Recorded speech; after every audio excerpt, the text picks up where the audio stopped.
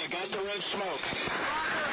Gun runs north to south, west of the smoke, west of the smoke. Okay, copy. West of the smoke. I'm looking at danger close now.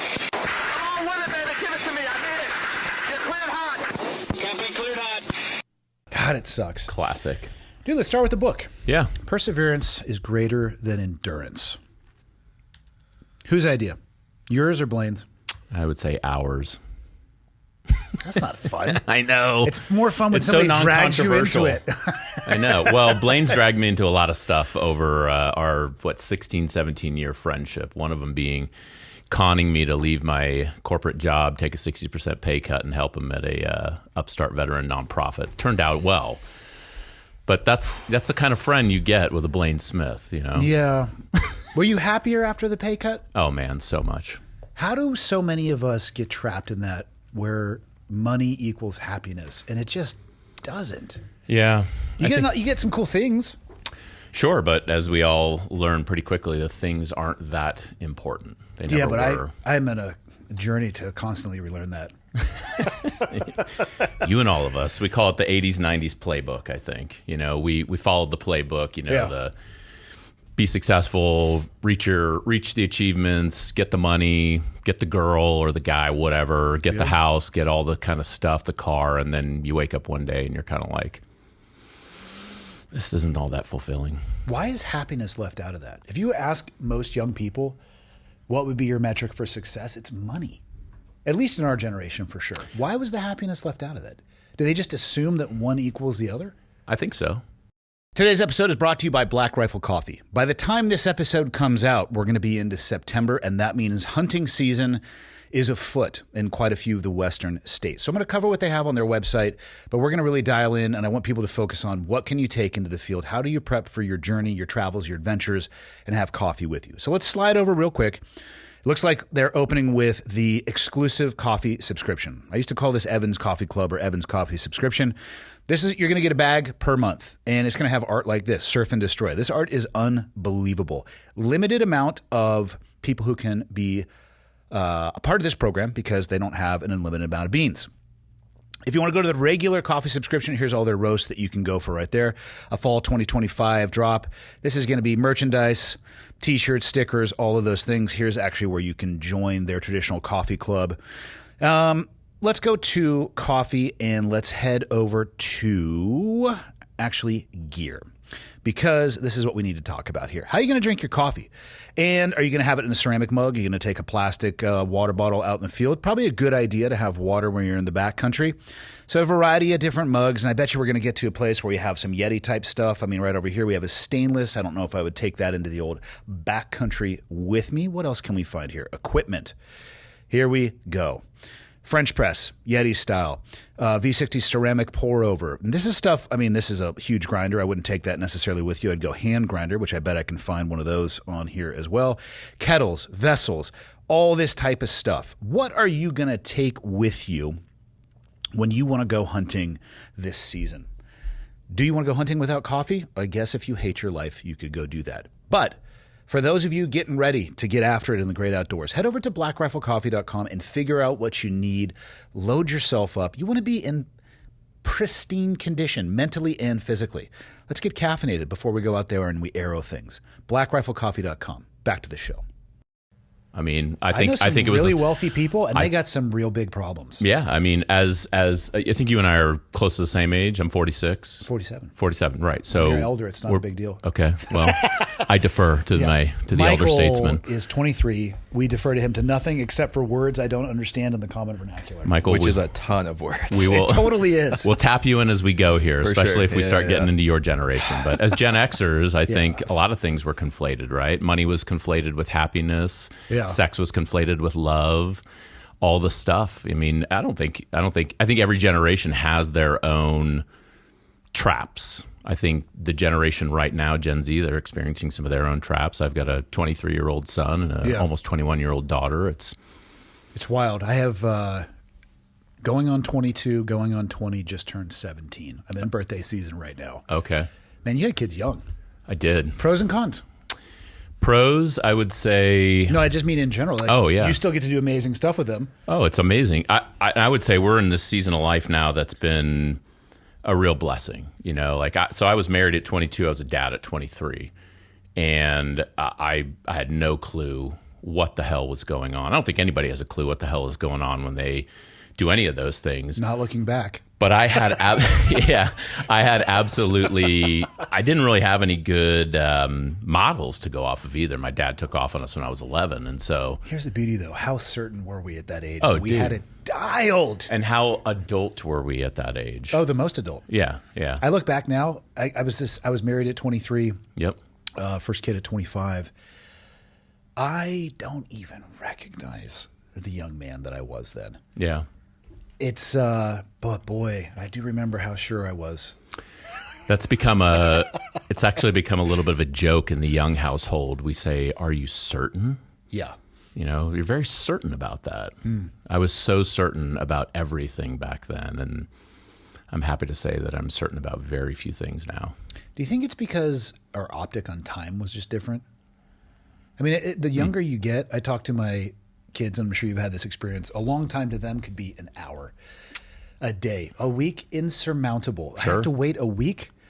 It's going to be next year. Nobody's ever waited that long for anything ever. Yeah. And now it's just time. Like, okay, it'll happen when it's supposed to happen. It'll get here when it's supposed to get here. I think it's a big key of it. I mean, we talk about that quite a bit in our book because we talk about extending the time horizon, right? You know, a lot of times we find ourselves in these, whatever it is, it's a valley, maybe you're just kind of stuck in the climb of life. And it feels like the whole world is on your shoulders. But when you kind of zoom out and extend the time horizon, you can see there's never been a straight line to the top of any goal worth achieving. Yeah. There's always going to be ups and downs along the way. And I think back then when, you know, being a young person, I won't speak for you, I'll speak for myself, is that, you know, I mean, the time horizon was so short. And honestly, I didn't really see the time horizon extending past 25 for me. 30 was my number. That was your number? Good for you, man.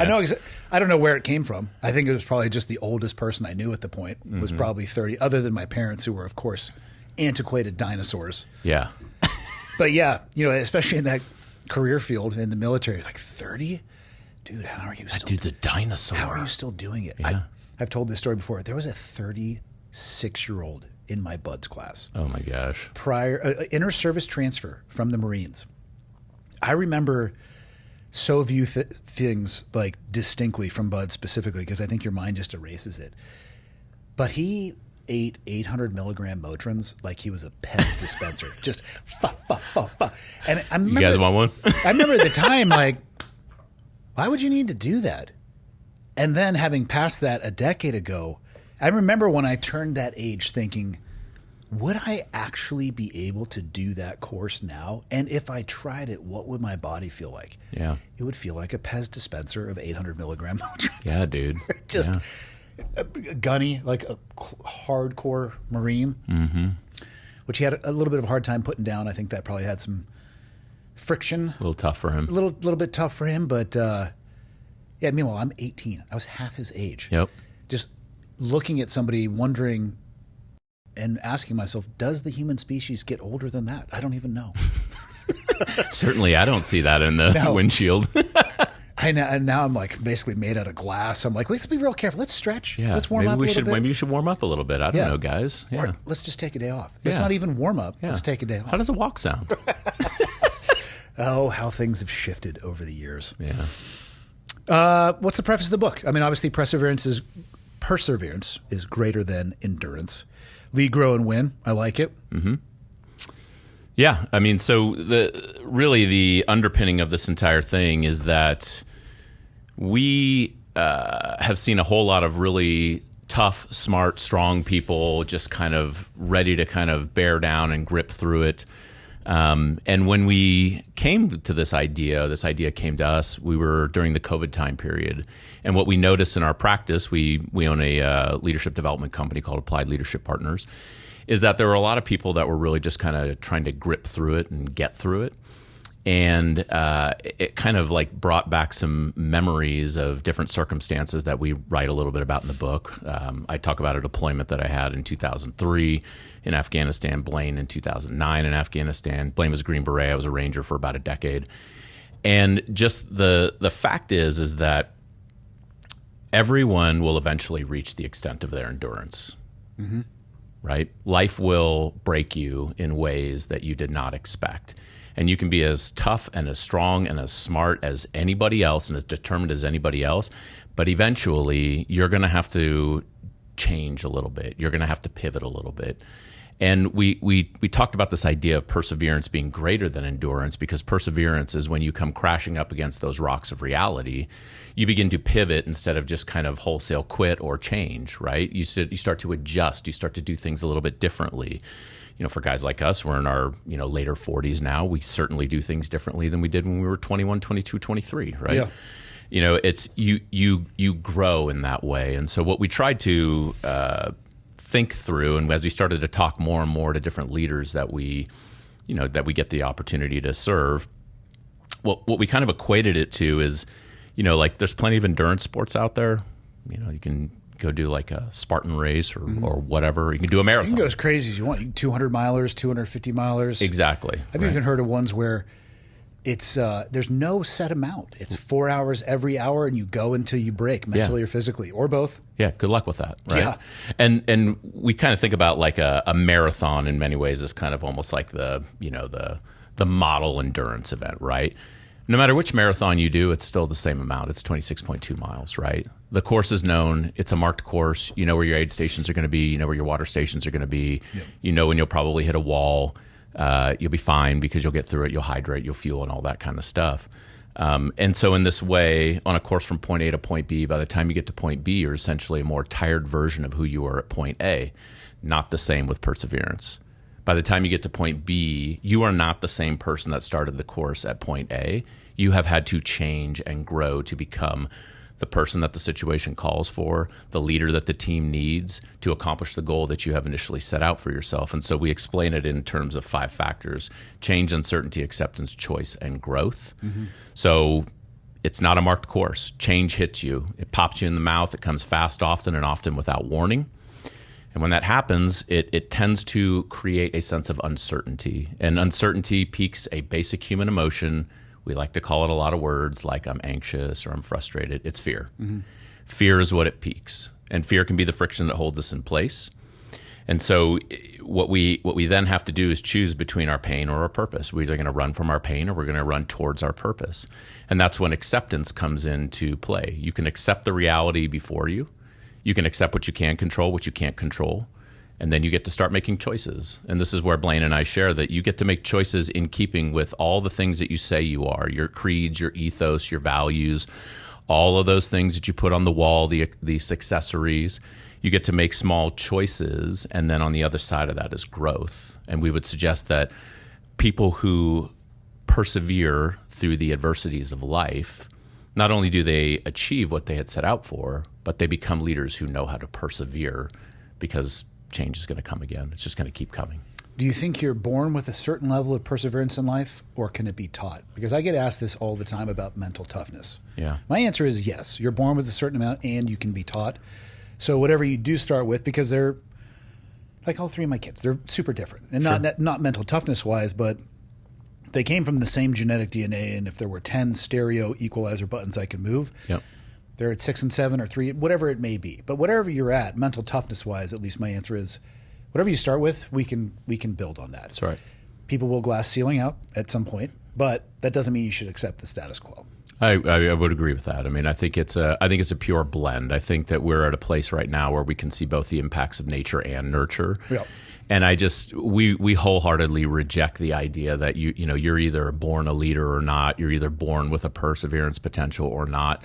I think people can learn it. I agree. There's probably a glass ceiling at some point there. Maybe not everyone's going to be a Navy SEAL, an Army Ranger, a Green Beret, whatever. Yeah. However, I think that what we need to do, though, is reject this notion that, well, if I'm not one of those people, surely I can't go through difficult things. Surely I can't flex the perseverance, because we suggest this all the time. Like, you know what's really difficult and you have to persevere through? Have a kid.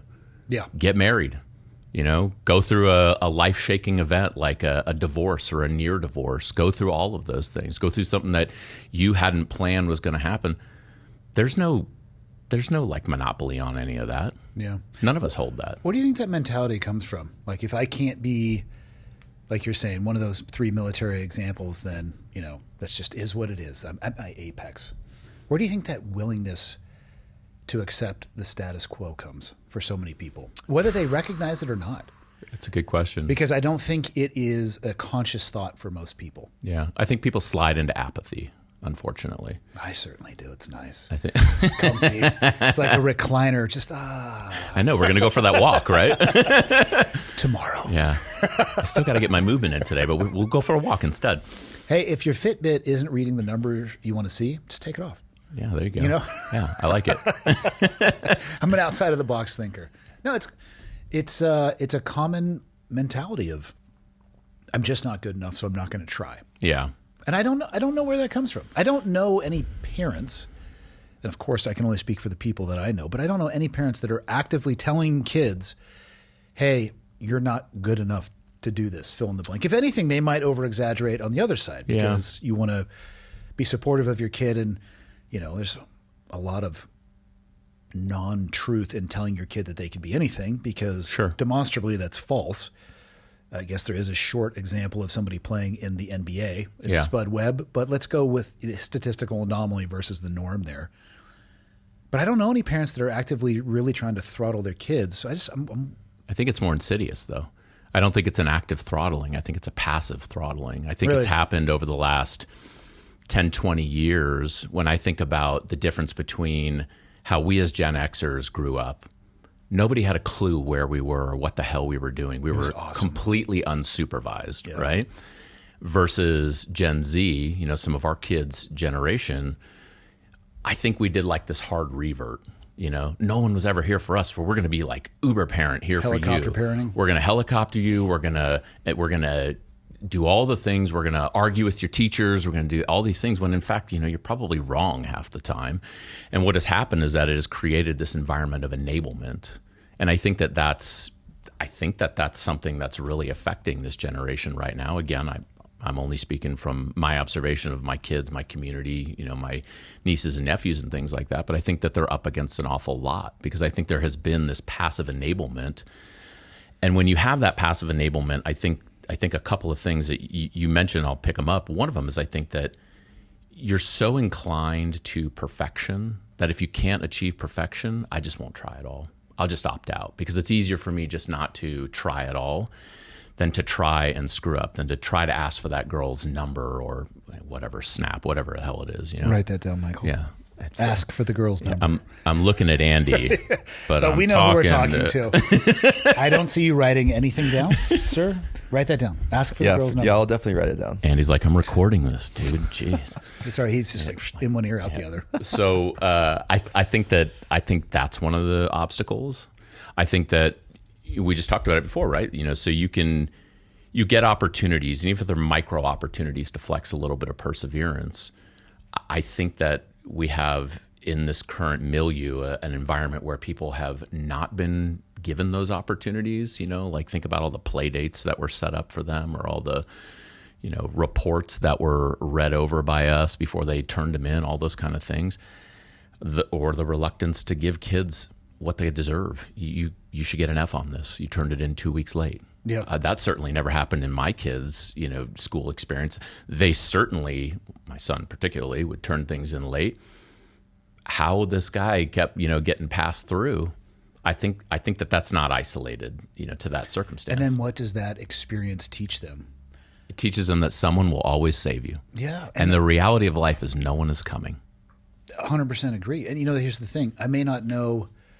I can speak more broadly than the social circle of my friends, because although I don't know anyone who is actively telling their kids to not work hard or any of those things, let's just look at the stats of the average American. 60% of Americans are considered obese, and it would be much higher if they went back to the traditional body fat percentage. But what do they keep doing with that? They keep moving the goalpost. So if your examples of leadership as a child are apathetic and they're letting themselves slide. Your parents don't really need to say anything because they're just going to see it all as it is. Exactly. Yeah. They're going to model what they observe. Yeah. We all do. Yeah. Yeah, you got to be real careful, especially as a parent.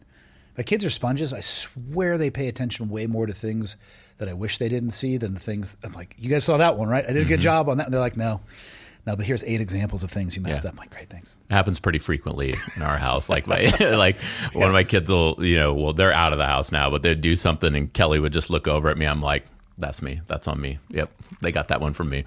100%. Yeah. It's tough to see. I've convinced myself, or I've gotten to the place where I think the fountain of youth is always trying to find new things to learn, which is another way of saying you need to go out and find your own adversity. But I think it keeps your brain young. Yeah. I think it keeps you active. It's something that I have definitely enjoyed. And then you start seeing the rewards of pursuing things that will make you or increase your perseverance. Just doing hard stuff. Yeah. It's amazing what's on the other side of that rainbow, and you can't really convince somebody to do it. They need to experience it themselves, and it's the opposite of what most people seem to be interested in, Absolutely. at least currently. Yeah. I don't know the solution for that, though. Yeah, I mean, I certainly don't hold all the secrets on that either, but I would suggest that, the first thing is get out on the trail. Just try some stuff. Yeah. Try it. Like, Blayne and I tell people all the time, there's no answers at the trailhead. All your answers are out there on the trail. You'll probably get lost. That's okay. Been lost in the woods 1,000 times. Same. That's the only way I know how to get back. Yeah. And, also take a GPS. Like, take a map, compass, educate yourself. It's okay to get lost. I mean, like you said, make sure you can get back to the trailhead, or take a satellite communicating device. Sure. There's ways to safely explore and experiment. Yeah.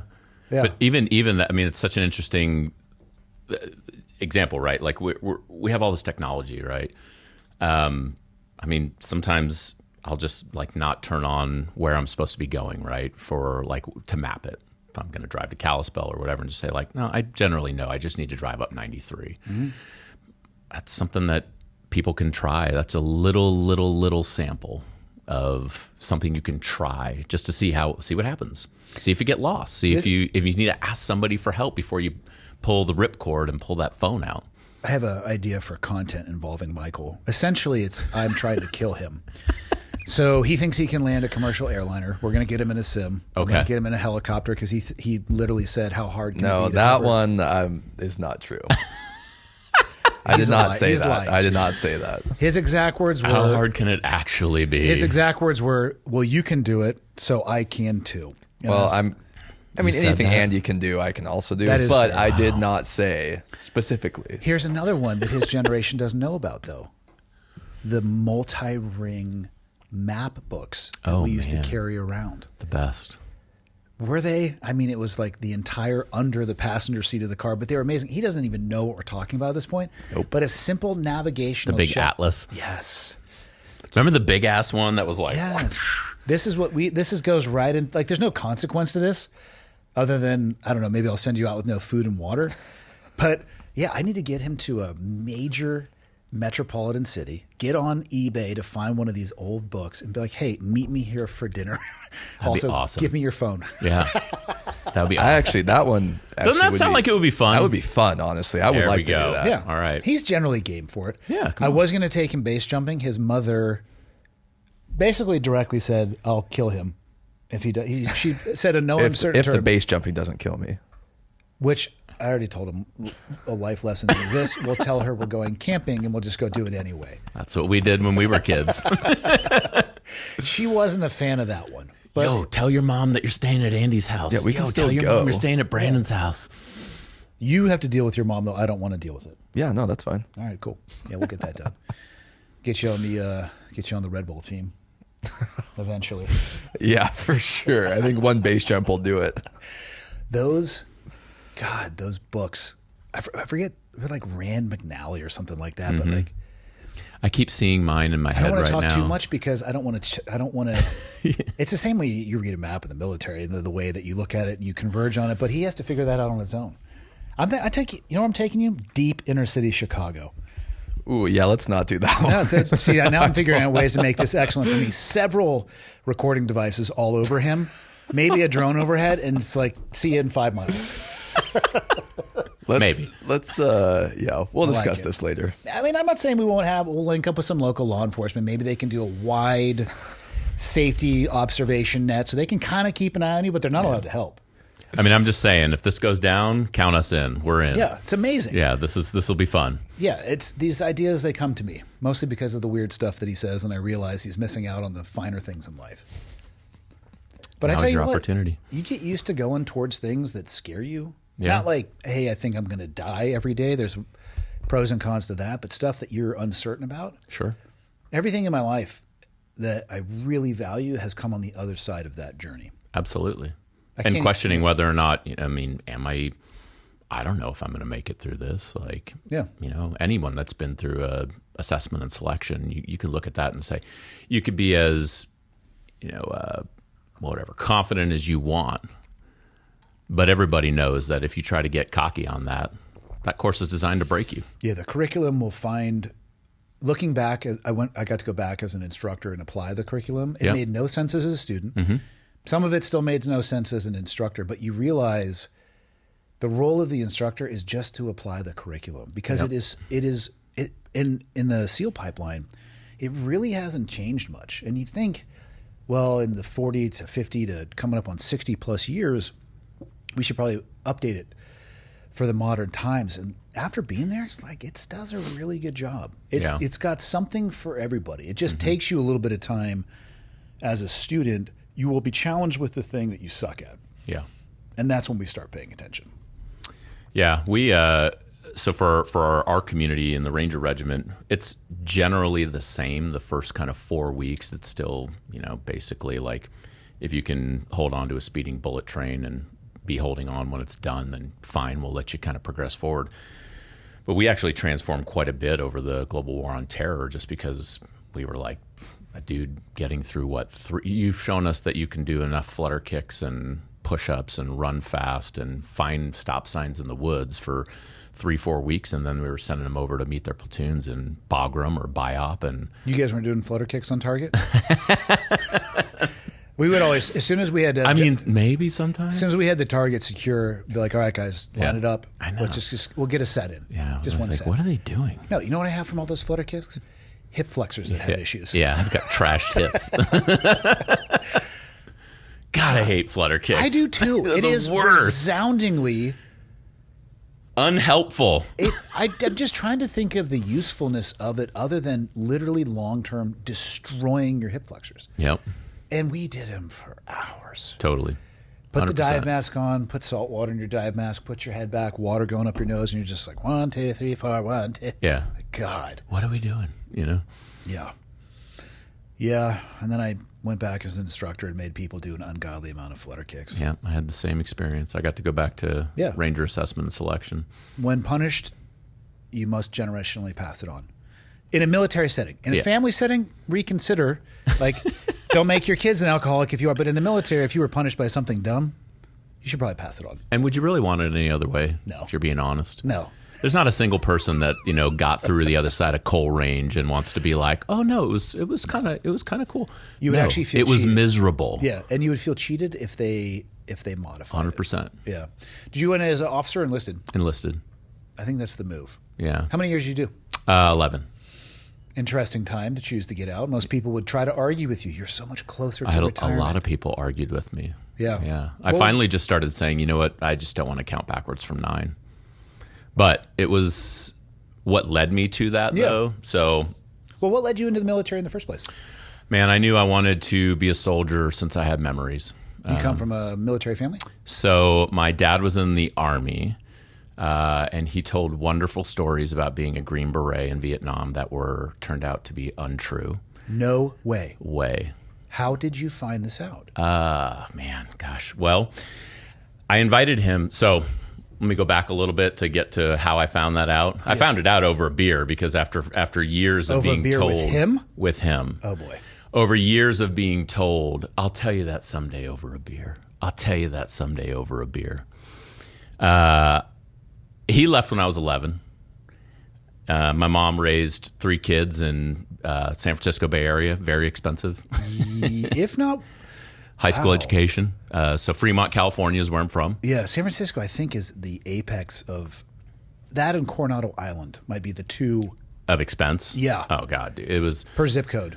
Yeah, so my mom was working 3 and 4 jobs at a time on a high school education to keep us kids, there. Talk about persevering. Yeah.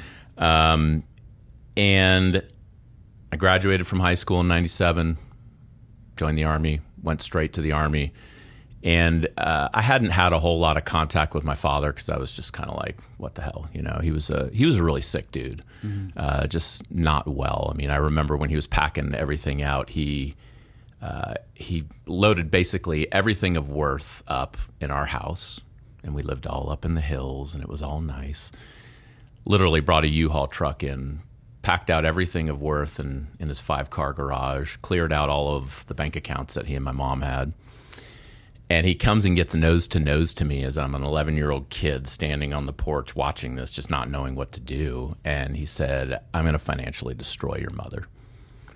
And I was like, okay. And I stood there long enough before I was like, I do something.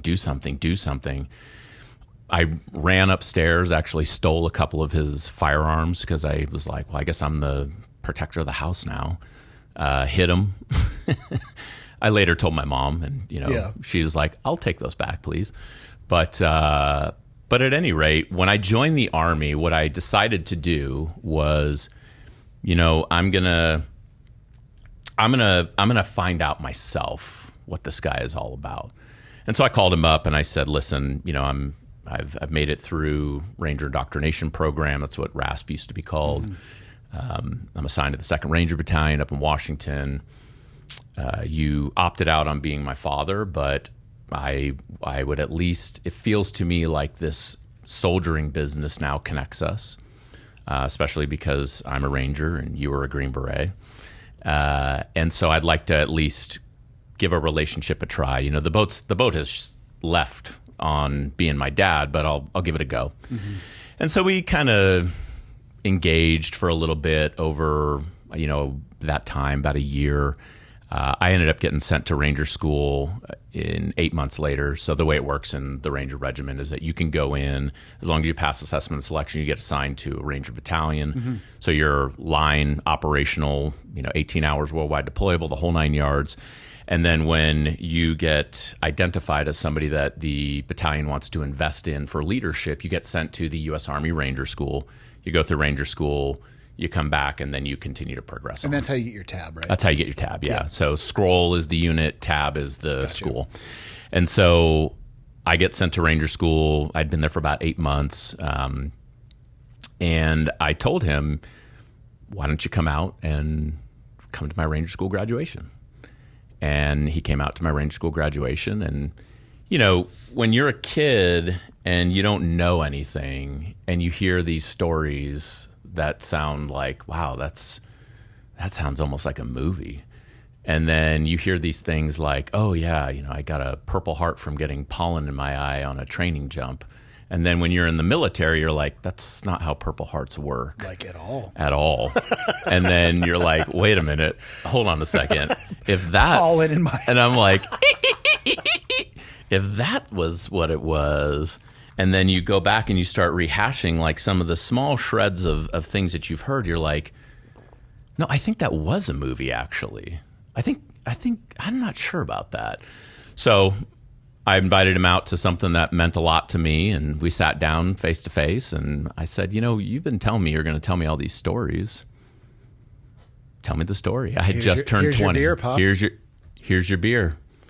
And as the stories, I'm... Oh, he actually gave the stories a go. He tried to give it a go. Instead of just owning it right there. He 100%. Gave it a go. Yeah. And I would ask, second, third, fourth order questions. You know the deal. Because now you know the questions. You've seen it, You'll hear a story being told and it's one word. And you're like, please stop.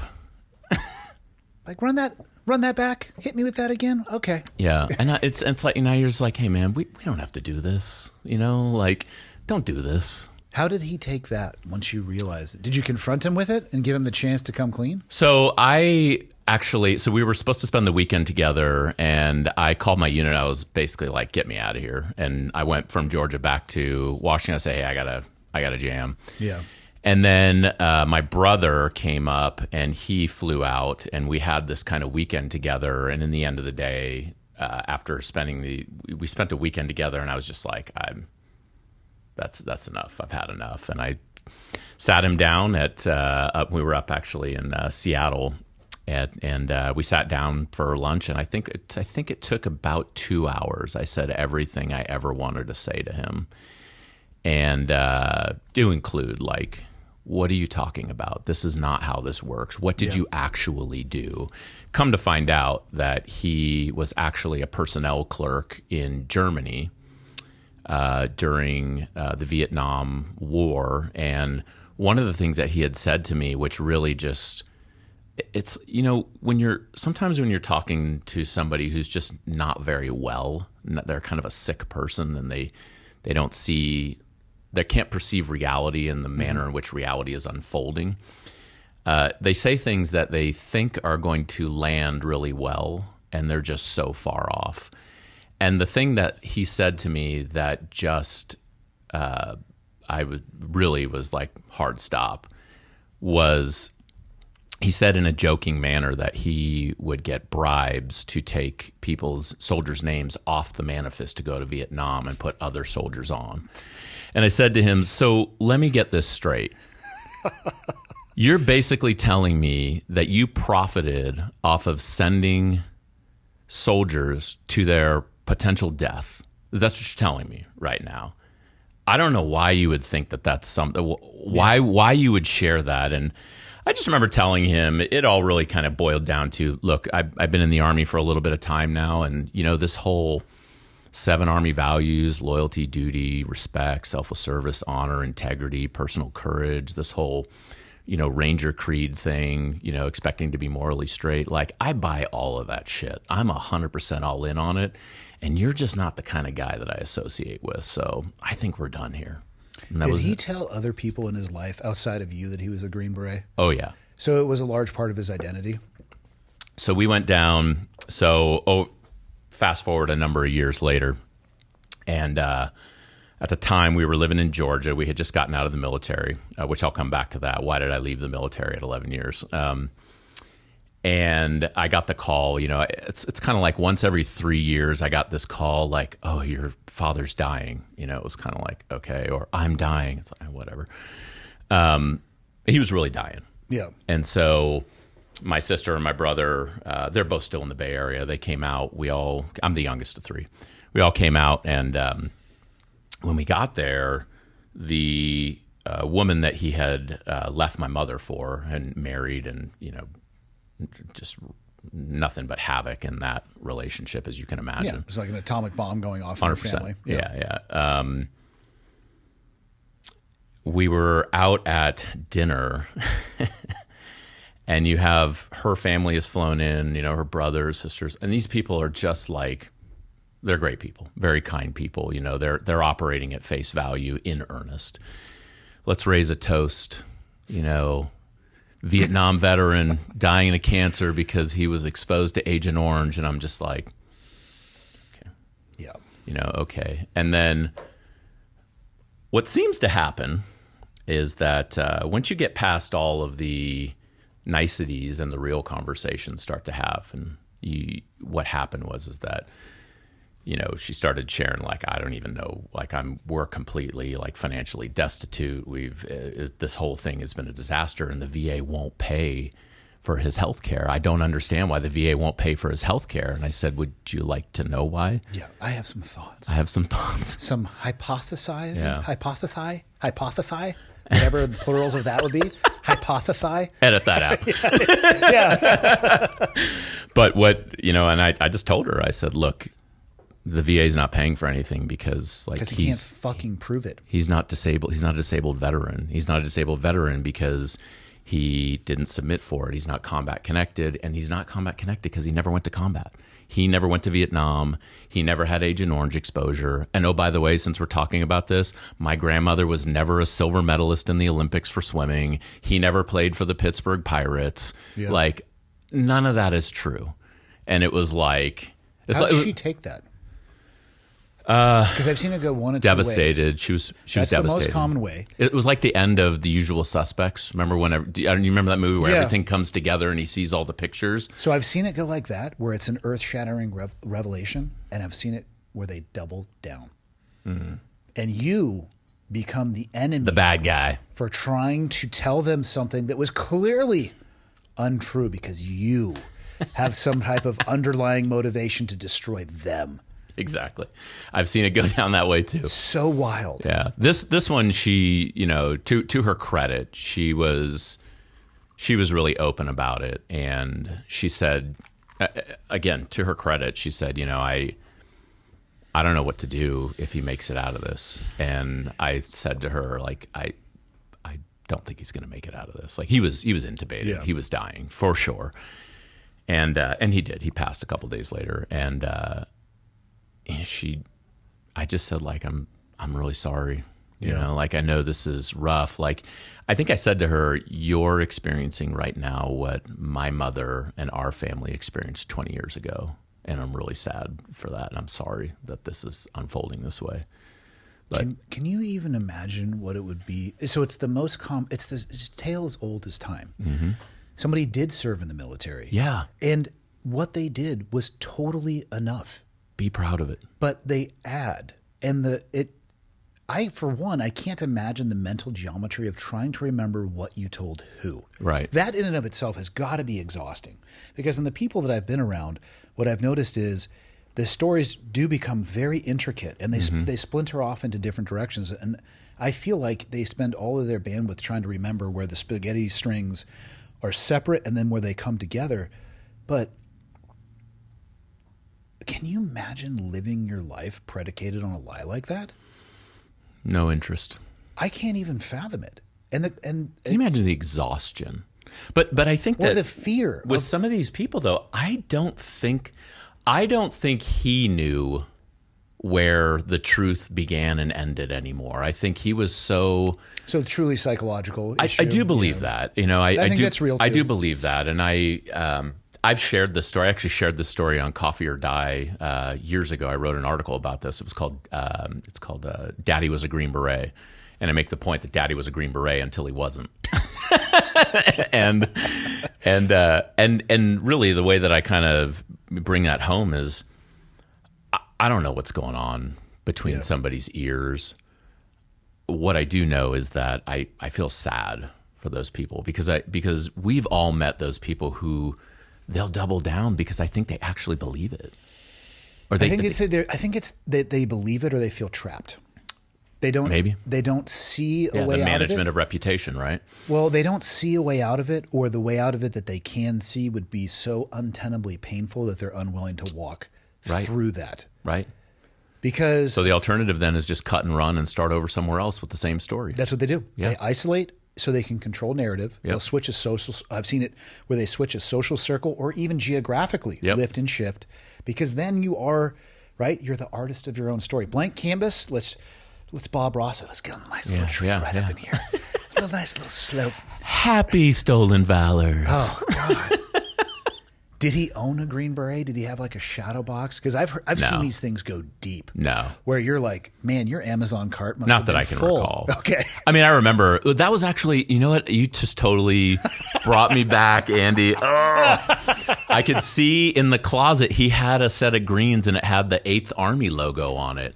And that was one of the first things that I was just like, what the hell? Like, if you were a Green Beret, why didn't you have a Special Forces patch on your uniform? I mean, it's the little things. Yeah, like I'll tell on myself here. Like when I left the Ranger Regiment after, like I said, 9 years, and I went to West Point, and so the last unit patch that I had on my Class A uniform, my greens, was the West Point patch, and I'll admit. I was out of the Army for like 10 years, and I'm like, I would like to have my Ranger Regiment patch back on that. I mean, I still have my 2nd Ranger Battalion combat patch on, but I put it back together because, I mean, that was where I grew up. But here's the difference: you earned that. Yeah, exactly. You know what I mean? You earned that. It's so wild to me. I had a guy once. tell me that he was a SEAL in Vietnam. And of course I'm like, awesome. What team were you at? He goes, SEAL Team 3. And I'm like, buddy, I just actually finished a tour at SEAL Team 3 where I am very aware that they weren't commissioned until the 80s, which I am not exactly sure when the Vietnam War is considered to have ended, but it wasn't in that decade. Yeah. I didn't say anything. I just let him finish his story. No, I mean, that's. I mean, most of the time I'll just kind of be like, cool, hey, have a great one.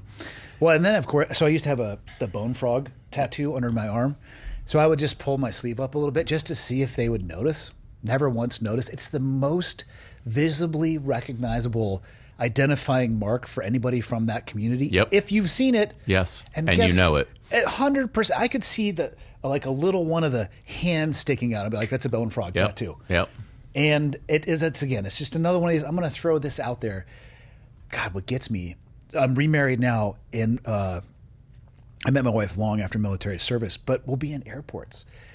And if people want to tell me tales, I'm like, and then what happened? And then tell me more. And my wife will be like, oh. What were you feeling in that moment? Yeah.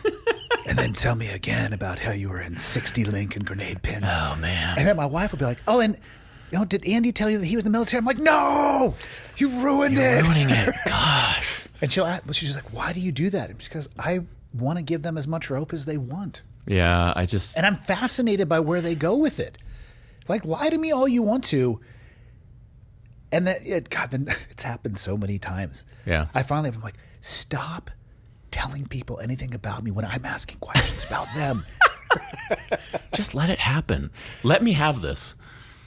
Yeah. I mean, here's a good example. In an airport, a guy is talking, I'm in the military, I don't want to talk too much about it. I'm kind of involved in, a little bit more of the secretive and special stuff, if you know what I mean. Here we go. You're like, yes, I know what you mean. No, you go but the other you way. Don't know what you mean. No, you go the other way. You go, what is the special stuff? Can you just tell me a little bit? Yeah, tell me what you do. And then again, halfway through the conversation, my wife Leah's like, oh, and Andy, he used to be a SEAL. And I'm like, oh, you've ruined everything.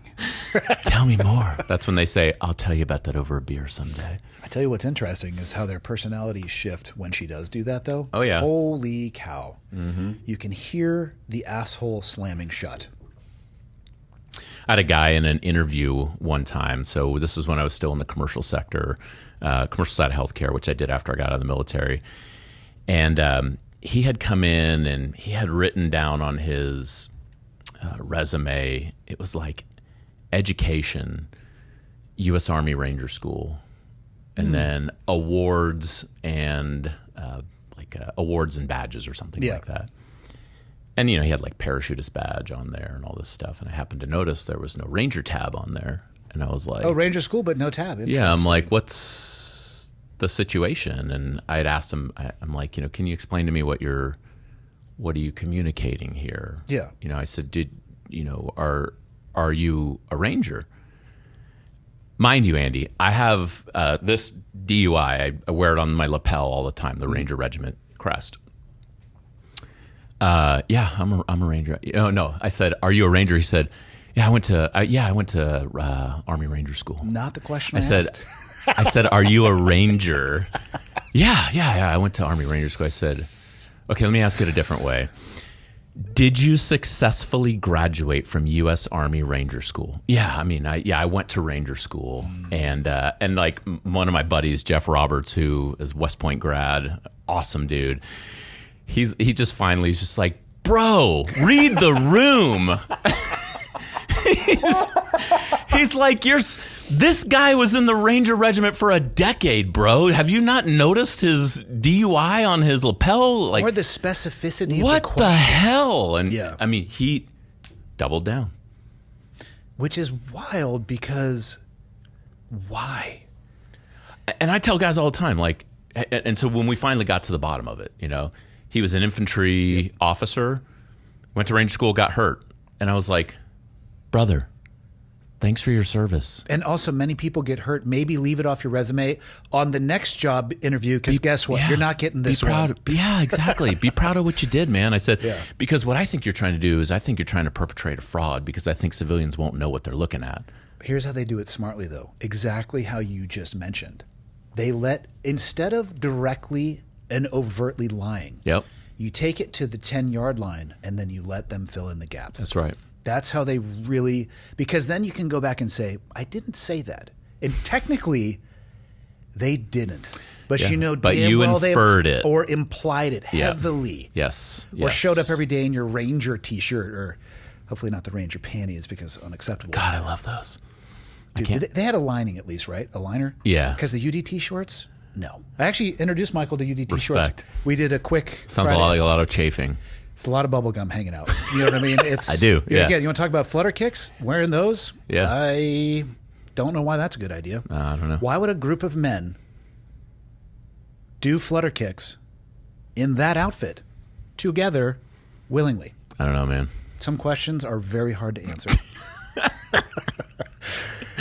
Yeah. We used to call your guys' stuff silkies, and ours were just UDT shorts. Yeah, we called them Ranger panties. I think it seems that whenever I talk to either someone from the Navy or the Marines, they refer to them as silkies. Yeah. Like they have there's a kick-ass company out there. I think they're called Savage Silkies or... Oh, there's all sorts great. of stuff. I love it. There's, we're talking maybe a 1-inch inseam on some of these products. Yeah, yeah. And what's wilder is I know guys who are voluntarily wearing these things, and I just don't have the self-confidence, quite frankly. Like, dude. Well, Andy, I suffered from over self-confidence when I was dating my wife in 2000. She took me up to see a San Jose Sharks versus the Canucks, a Vancouver Canucks game. Yeah. And so sweet. She takes me up. We get a Westin hotel and everything, and I'm like, oh great, let's go to the pool. And I come walking out in my Ranger panties, no shirt, just Ranger panties, and she's like, oh wow, that's not. I'm like, no, you love these, right? Like, you love this look. She's like, oh yeah. It's amazing she married me. I mean, it's just because we're such awesome people. Well, overconfidence for sure. Yeah. Man, I spend an inordinate amount of time wondering why people embellish, specifically the military stuff. And I think it probably irritates me more because we come from that world. Yeah. And it's such a double-edged sword. We got really lucky that we didn't serve at the time that my dad did in Vietnam, because his stories of coming home are horrific. And the stories he has of people that he knew that just disappeared literally and figuratively out into the wilderness to deal with stuff on their own, because there weren't 40,000 service-based organizations that are funded and looking to spend money on people. They were not, coming together and being celebrated, elevated, and all of these things. And it is so easy for people to just add a little bit here and there to try to get those things, when what they did is enough. And then when they end up getting caught, it sullies the reputation of everybody involved with that. That to me is, I think, the most insidious part, is it causes people, and people have asked me this, like, well, how do I know who to trust? I'm like, that's actually a really complicated answer. Yeah. Because I kind of need to know what they're saying and in the context, and why are they saying, is it there's something that they're trying to get? But that should never be the case. The people that we serve while we're in the military should have nothing but faith in our own integrity as the person wearing the uniform. And everybody who does that, it undermines it. And so it ends up hobbling in the long term anybody who wears a uniform to begin with. It sucks. Yeah, it totally sucks. And we're in a very different environment than your father came back to. My uncle who served in Vietnam came back to. Let's not forget your dad coming back.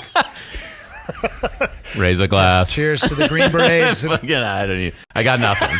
I'm not even going to drink after that. Yeah, but I mean, like, we were, I would say, swept up by this sea of goodwill, right? Yep. The American people have been very good to us in the global war on terror era. Maybe too much, to be honest. I would not argue with you on that. Yep. And I think that, unfortunately, and why I might agree that maybe too much, is because I think a lot of people have taken advantage of it. Taken advantage of the goodwill of people, when in reality, like, I cringe when I see these professional veterans out there, and the people who go from one free week to a next, and I'm just like, come on, man. Like, you raised your hand. I know what you were doing when you were 18, 20, 22. Like, that's a lot of goodness to have to maybe invest it back into our community instead of just kind of riding that wave? It's tough. It's tough to talk about because there can be a lot of negative backlash associated with talking about those things. The good thing is I think it's such a small minority of people that do that. But the problem is the attention that it can receive and the impact that it can have It's very loud. is very loud. So even though it is vastly the statistical minority, the impact that it can have is orders of magnitude beyond the size of the people that are doing that. Because what you're talking about is real. I've interfaced with enough nonprofits. You see the people. And again, I'm not mad at them. I feel sorry for them. And I don't know if that's the right word, because in 30 years, they are still going to be trapped in the time capsule that they're trapped in. And I just think that sucks. It's not a life I would want for anybody. And think about that time capsule, right? I mean, oftentimes they're stuck in a time period where they were 18 to 22, 23 years old. Like, that's what you're capping out at? Like, there's so much more to do out there. You're probably going to live till you're 80, and you're going to ride on this 4-year time period when you were a young person. I mean, think about how different we are today than we were at 22. Thank God. I was a real asshole. I mean, for men, the average prefrontal cortex development 27. So we're still a half a decade away from actually being able to think properly. I got an idea. Here's a machine gun. Go do it. Pretty effective. I mean, now I'm like, wait a minute. I got in trouble for some of the decisions I was making. You guys clearly knew I was just an idiot. They're like, how could you do that? Because I'm an idiot. It was calculated risk, not asymmetrical. Go forward. Talk me through your thought process. Well, I can't because it didn't exist. This, front towards enemy. That was my thought process. I don't even. So why'd you get out? 11 years. So I got out because I wanted to see if I could figure out how to be Kelly's husband and Jaden and Ellie's dad. The way that my experience unfolded is I got into the Army in 97 and, did all grew up in the 2nd Ranger Battalion. We were training day in and day out for the big game, only it wasn't. Came in September of 2001. I'm same thing. I got into August of 96, so I was just a touch ahead of you. Yeah, exactly. I experienced the peacetime theoretical military and the shift to the practical. Very different, right? Yeah. I tell people all the time, like, the peacetime Army was a blast. Peacetime SEALs, I honestly drank enough to kill several donkeys. We were right there with you. And we would drink and then work out. Sometimes work out, then drink. You can do it in combination. Yeah, it was whatever you like. Explore 100%. the space. Yeah, explore the space. We used to do Operation Shoot Everything, where we'd take barbecues, kegs out to the woods, and as many firearms as we had, and just fire away. One of we were in my first deployment ever as a SEAL. We went to Japan, the Kadena Air Force Base. And we spent a lot of time at the E Club there, which I still remember the name of. Wait, what year is this now? 98. Okay. The banyan tree. God, we were so dumb. But we would sit around and talk about how awesome we were. And if the big mission ever came up, how we were going to dominate. They're totally calling us. Well, we were going to dominate on every level, too, because our tactical prowess, knowledge, understanding. Unmatched. Why they weren't writing a book about us then? Questions, not all of them have answers, right? We were so super secret. Then they're going to sing songs about us someday. God. Then you get post 9/11, you get overseas, and you're like, we suck. We need to really think about. Also, we've been training on Vietnam tactics for the last 30 years. I don't see any jungles here in Afghanistan, and also didn't need to bring the swim fins and dive mask. This episode is sponsored by BetterHelp. I've said this before. This is probably one of the easiest ad reads that I could do. I've talked a lot about the role of counseling and therapy in my own life. Some people might think that I'm a broken record. I'm never going to stop because of the impact that it has had. Let me say this.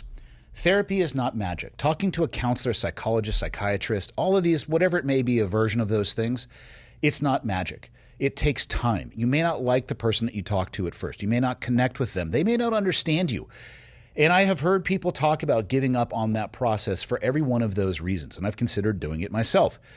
But you shouldn't. Like any tool, which I believe these things can be, the first time you pick it up, It's not going to be perfect. You need to practice. You need to figure out how it fits into your arsenal, where it works, where it doesn't work. You need to spend a lot of time doing actual work. And for everybody who has not gone through counseling, and I guarantee you those who have can sit there and shake their head at this, the hard work is after a session, right? The therapy and counseling itself, talking to somebody, putting together a strategy, a game plan, that's the easy part. Doing the reflective and objective thinking about what you have done, why you have done it, trying to evolve from your past mistakes, putting things into practice going forward that are new in your life, that isn't easy. That's where the hard work begins. I've heard a bunch of people say over the years, well, I've gone through everybody fill in the blank that's in my local area and it didn't work. I didn't connect with anybody. What else am I supposed to do? We live in the digital era. Enter BetterHelp. They have over 30,000 therapists with the world's largest online therapy platform, having served over 5 million people globally. It's got an App Store rating of 4.9 out of 5 based on 1.7 million client reviews. It's convenient. You can join a session with a therapist with a click of a button, helping you fit therapy into your busy life. Plus, you can switch therapists at any time. And this goes back to that connection piece I talked about at the beginning. As the largest online therapy provider in the world, BetterHelp can provide access to mental health professionals with a diverse variety of experience. You can talk it out with BetterHelp. Listeners are going to get 10% off their first month. BetterHelp.com/clearedhot. That is BetterHelp, HELP, as in papa.com/clearedhot. Invest the time in yourself. You will not regret it. Back to the show.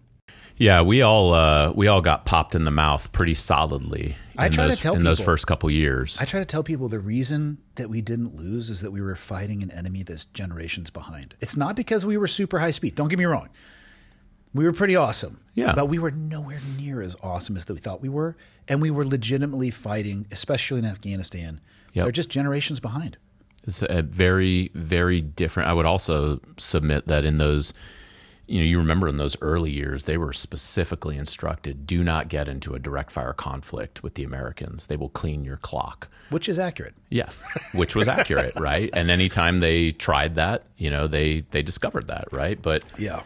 We used to do the craziest shit. We used to do something called the Zoot Suit Riot, where we would rent a U-Haul truck, fill the back of it with couches from the barracks. All of this sounds legal. Put a keg. Seatbelts, of course, right? Yeah. Put a keg and, a couple handles of Jack in the back. And there was this dance club up in Seattle called Polyesters, right? And they had the Saturday Night Fever light up dance floor. No way. 100%. One side was Polyesters, the other side was the Culture Club, and that was all 80s themed. And the cost of admission to get onto the U-Haul was you had to be wearing a 70s leisure suit. It was called the Zoot Suit Riot.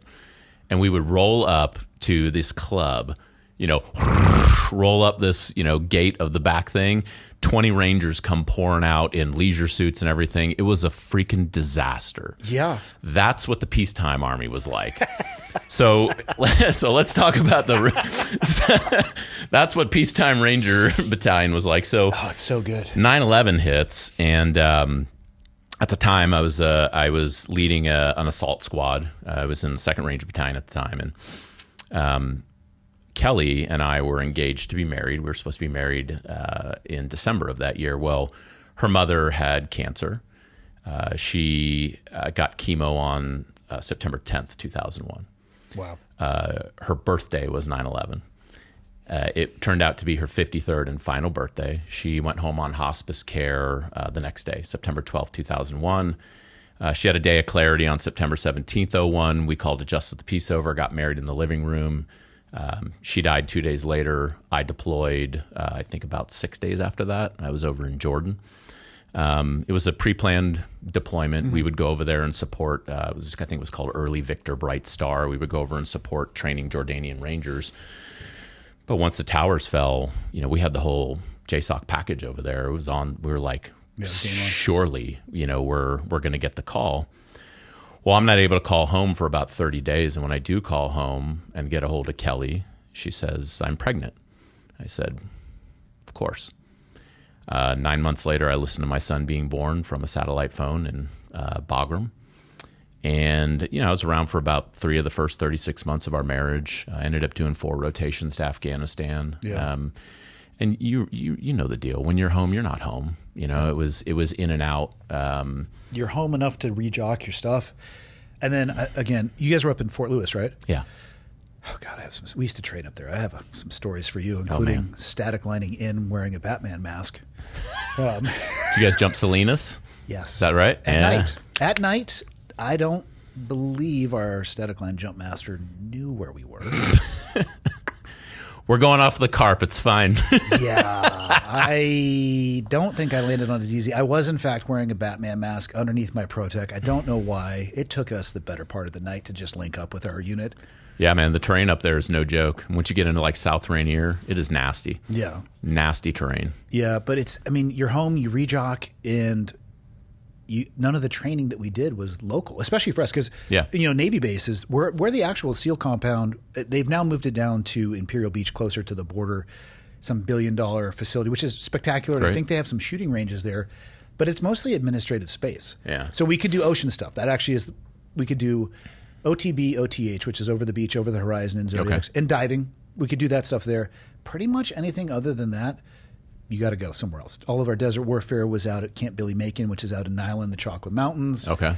We'd go up to Fort Lewis for not jungle, but just woodland type training. Yeah. We'd go to Kodiak for cold weather. You'd have to find a jungle, probably somewhere in Florida for that. But point being, that's not occurring locally. Yeah, you're gone. That's why the whole cycle and then all of that to let's not forget schools, individual schools, 100%, if you want to deal with skill set. I missed my son's birth, right? And I get back like 2 weeks later, which was, a whole nother thing. And they're like, hey, man, you got to go to BNOC, NCO Education School number 2. You got to go to BNOC. Your BNOC class date starts, in 2 weeks. I'm like, can we defer this? Nope. Okay. And it was needs just of the Army, constant, man, just constant. And so, we experienced that. And I write about this. The first chapter of our book is Winter Strike 2003. So come the fall of 2003, we had been in Afghanistan almost the entirety of 2003. I think we deployed the day after Christmas in 2002, right? And that was our second rotation. So we're over there. We get stuck when the war kicks off in Iraq. Mm-hmm. So we were supposed to get relieved in place by 3rd Ranger Battalion, but they're like, hey, Charlie Company 275, the lost company of Rangers. The entire rest of the Ranger Regiment was in Iraq. So we do 2 JSOC rotations back to back. Mm-hmm. Come back from that, and at this point, I was just we're holding on by a thread. And I had been on the line for 6 years, which is a long time in the Rangers. It's a lot of wear and tear. And I said, hey, can I take a couple plays off from the sideline? I asked for a compassionate reassignment to go down to what then was Ranger Headquarters for Ranger Indoctrination Program, Ranger Assessments. Exactly. And they said, definitely. I mean, I was the senior squad leader in Charlie Company 275 at the time. I said, yep, you got it. Great. So on orders, packed the house up, getting ready to go. And I went to work one morning in October, and I came back in December. We got alerted, the entire Ranger Regiment and shit tons of other Joint Special Operations elements were surged over to Afghanistan in 2003 in the winter. And it just kind of the hits just kind of kept coming, and I talk about that. We talked about perseverance as kind of the backdrop of this idea. There's no playbook for that. There's no playbook for leaving the house one morning with half of it packed up in boxes ready for a move, the light at the end of the tunnel after a couple of years of hard duty, not to mention the fact that, from Kelly's perspective, her mother, her best friend, died. Her dad didn't do well with it. She was basically utterly alone, save for the Ranger wives, all looking out for each other as best they could, but all kids, right? All in their early 20s doing the best that they could with babies. I was going to say a lot of them with kids. Exactly. Yeah. And it was just all, and in all of that, I talk a little bit about that experience and just try to reflect on, what it was like being, so I was the senior squad leader of a 40-man platoon. We had a brand new platoon leader, brand new, just got there. Great guy, but just brand new. It's very new. And we had a poor platoon sergeant, so in the number 2 slot. So I felt like I had the world on my shoulders with this platoon in combat while my family was falling apart 7,000 miles away. And it was just a lot. It is a lot. And so you fast forward that.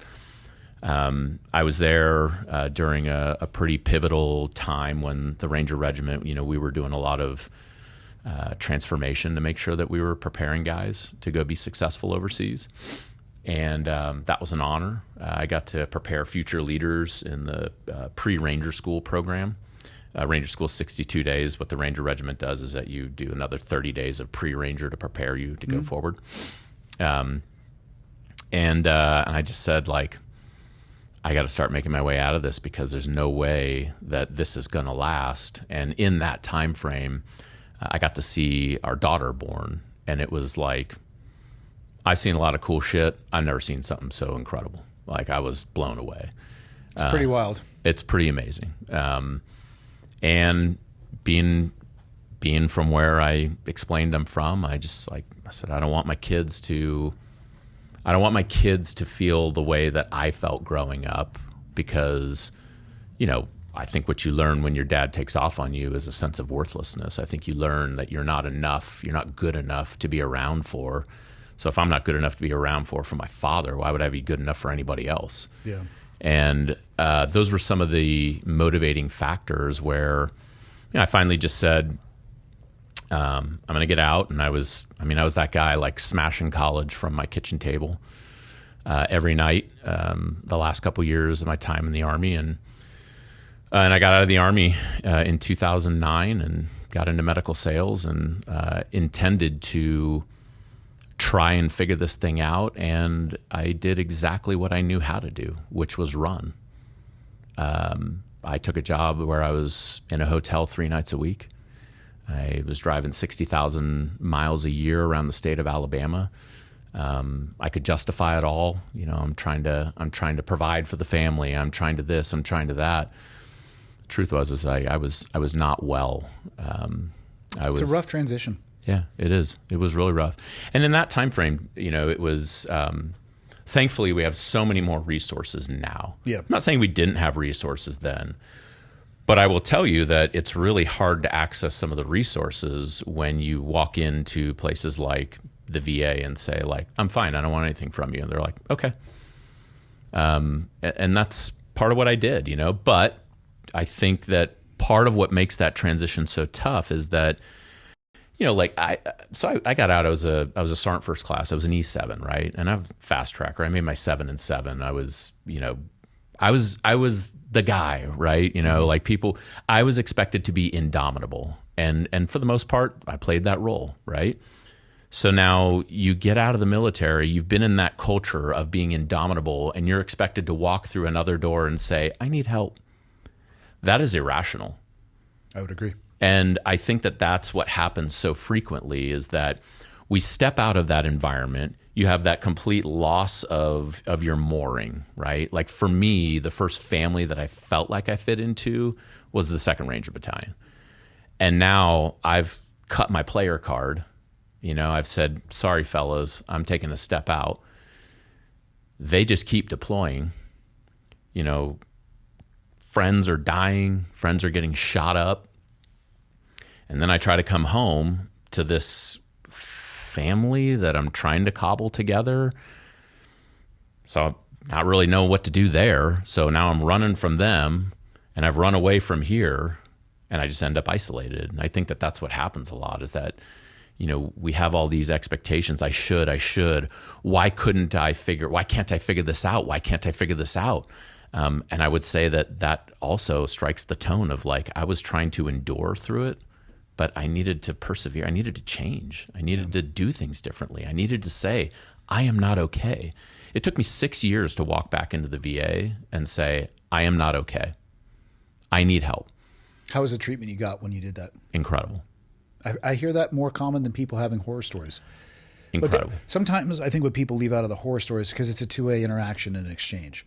You got to look at both of those things. Again, people make decisions off the data points that they have, and if you walk in and say you're fine, There's a lot of skills human beings have. Reading minds isn't one of them. Exactly. Regardless of what a tarot card reader or a crystal might tell you. I know that there's people out there making their money doing that, but I feel like they're making stuff up. Probably. Yeah. Non-professional, not educated opinion. I feel like that's what's happening. Yeah, it was great. I mean, I told the truth for the first time. And it took a lot. In fact, and this is where I think the power of some of these 40,000 plus veteran serving nonprofits that are out there is at that time. Then I had been working for one of them, Team RWB, Team Red, White, and Blue, and my shipmate Dana, one of our Navy sisters, she and I were talking one day, and she's like, we were just doing an event, and she's like, hey, oh, I got to go to the doctor or whatever. I'm like, oh, that's cool. Yeah, I've got an appointment next week. She's like, oh, do you go to the Golden facility or do you have to go out to the hospital? I was like, oh, no, I just, go to the private practice, and she's like, oh, so you don't get your care from the VA? I said, no. She said, why not? I said, well, I'm not a disabled veteran or anything. She's like, how is that possible? Like, hold on, time out, she like put me on blast, and she's like, I want you to go talk to a friend of mine who ended up being a veteran advocate, and walked me through the process. Was just like, look, brother. I mean, he had been a Marine infantryman. He's just like, look, bro. If you'd like to continue living your life as an idiot, feel free to do so. However, here are some options for you. Yes, they really spoke my language. Which is part of the importance of veterans connecting with other veterans, is like, we can kind of cut the shit and say like, hey, talk to my buddy, and that, you need some help, man. Yeah. And it's cool. Well, you can point them in the direction of people who have shared experiences as well. Yeah. I think one of the flaws of human nature is that you think you're suffering through things alone, or that what you are suffering through is only yours and unique. Yeah, unique. It's not the case, even remotely. Nope. Nothing is new under the sun. Truly. Did you ever interface with the Tilman brothers in your time in Rangers? So, because they were up in the Northwest too, weren't they? They were, yeah. They actually. So I grew up in a platoon called the Black Sheep, 2nd Platoon Alpha Company, 2nd Ranger Battalion. When I moved over to Charlie Company, to the Mad Slashers, which is 1st Platoon Charlie Company, I think maybe a month or two after is when the Tilmans arrived. Okay. So the only interface that I had with them is I was on staff duty one day, and I said, hey, make sure you lock up the Battalion Fitness Center. And they were like, Roger, Sergeant. I'm like, but that whole, those were all, those are the guys that I came up with, I had the good fortune of meeting both Pat and Kevin in OIF 1. They were there as our Ranger support. And we hit the #1 Chem Bio target, which was an agricultural school. Mm-hmm. And I actually ripped we were MOP level 4. I ripped off my mask because I would have rather died from sarin gas than suffocation. Didn't even care. MOP level 4. I haven't heard that in years. Dude, it's still as shitty. Yeah, with nods on. Look, you're just like, what are we doing? Does anybody know where we are? I can't see anything. 4-hour helicopter It would ride. like extend it out. Oh, God. Literally just like, can anybody see anything? Yeah. Well, it was a pretty cool operation. I mean, they surged the C-130. They pulled out Little Birds. Oh, yeah. On a desert landing strip. We joined up in flight, blocking positions with Rangers. And one of the Rangers just gets zipped up through and through. I know him. Yeah. He was my private. He's like, but he walked like 100 yards off the helicopter and was like, I'm actually going to get back on that. Which, good for you. Yeah. But Tilman ended up being the guy. That's how I met him. He kind of came forward, and they were with us. Born and raised in San Jose, kind of the same areas. Yeah. God, they were such good people. I've stayed in touch with Kevin. Kevin is, I won't say too much about it. I know he's a very private person, deeply impacted by the circumstances around his brother. And I don't know how you couldn't be. Yeah, I don't either. I mean, it was, so I was actually at regimental headquarters when that happened. Yeah. And because I'm from Fremont, which is right next to San Jose, I was the Ranger Regiment's liaison. I was flown out to be a liaison for, at the time, it was the USASOC commanding general and to the family. And because I was from originally the Black Sheep. And so it was terrible. Terrible time. I was on the ramp in Afghanistan as they were putting his body on the aircraft. We were in the talk, and I see Kevin which is Tactical Operations Center for people listening. Yeah. And I didn't know what was going on. The internet was down, which happens. What's happening? Happens, but generally not for that long. And we had wondered, like, did we just lose like a flag officer in combat or something? Because, you know, like, something's going on. Something's going on. And I see Kevin in the talk, and he was just destroyed. And I just gave him a huge hug. And then later that night, I mean, watching him walk right next to his brother in that flag-draped coffin as they made the route up to the C-17. And then that was the last time. That was the last time I had seen him. And then he came up and visited for a little bit. I got to reconnect with him. Oh, that's cool, man. But the impact is still there. Yeah, and not just for, for just about everyone in that platoon. I am connected to a fair amount of them. In fact, one of my friends who, I'll just not mention his name, but he was one of the squad leaders during that time and had just also left the platoon. And he came through and stayed at my place a couple months ago and long into the night with many tears talking about that. That was a devastating and the narrative devastating for us all. So out of control. Yeah. And at some point, I always come back to the question, when did people realize that this is shifting from the truth to anything other than the truth? Yeah, it's and it seems to be the answer is pretty early on, but they stuck with it, which I don't know. Yeah. That whole thing was just devastating. Yeah. He was such a good dude, man. Nothing but helpful. Yeah, him and his brother. We were watching movies, you know, or they'd like turn a little wad of tape into like a little mini football. Both of them. Oh my gosh, dude! This is like ambidextrous. Like they were so incredibly athletic, and I just sitting having long conversations with them, just bullshitting about life. I mean, he at that time. I mean, I was at a JSOC command. That guy had more life experience than I did. You know, we were just sitting there bullshitting in between, you know, objectives. Yeah. And we'd go out and come back, and he's just like, "How was it?" I'm like, "I don't know." Yeah. I'm not sure. Wasn't that like I'm standard? still here, so like probably pretty good. I don't know. Yeah. Did we win? Yeah. Yeah. I feel like we got a gold star. I'm not so sure. I'm not sure. Yeah, it was. It's funny you talk about wadding up, you know, a ball. You brought me back to Asadabad 2003 and the good old Abad epic stickball game we had with. It was our platoon versus, you know, some of the folks from your team. It was a hell of a lot of fun. Yeah, Abad and Jbad were interesting fobs for sure. The worst. Fucking rocket magnet, dude. Come on. That terrain up there, up in Konar, oh man, brutal, dude. Yeah. I mean, that's like a troop plus. You don't go in there light. You got to go in there heavy. No, we were up there my platoon was up there for 10 weeks straight, and like up in it. In Abad, oh yeah. Okay, oh, you mean like I'm talking like up the hills into the oh yeah. Oh I mean, boy, constant patrols in and out. I mean, you know, because at that time, like we didn't really know who the hell was what or where anybody was. We were kind of like just trying to get out there and see if we could figure some stuff out. So funny enough, we did a lot of kind of bread and butter rangering, a lot of long range patrolling, lying in ambush, you know, insertions. We had to get off of Route Blue because it was IED Alley. Yeah. You know, the Pesh River Valley Road, for, you know, those of you listening that aren't familiar, it was at one point in time the most dangerous road on the planet.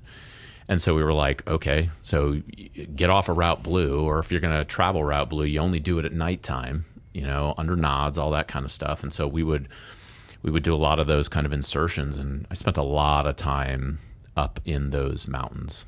They are, in my experience, they're probably the gnarliest terrain in that country, I would say. Oh yeah. And when we got, and you keep going up that to like Nuristan province, it just gets nastier and nastier. That's a Hindu Kush mountain range. Nobody you find up there is a casual fighter. No.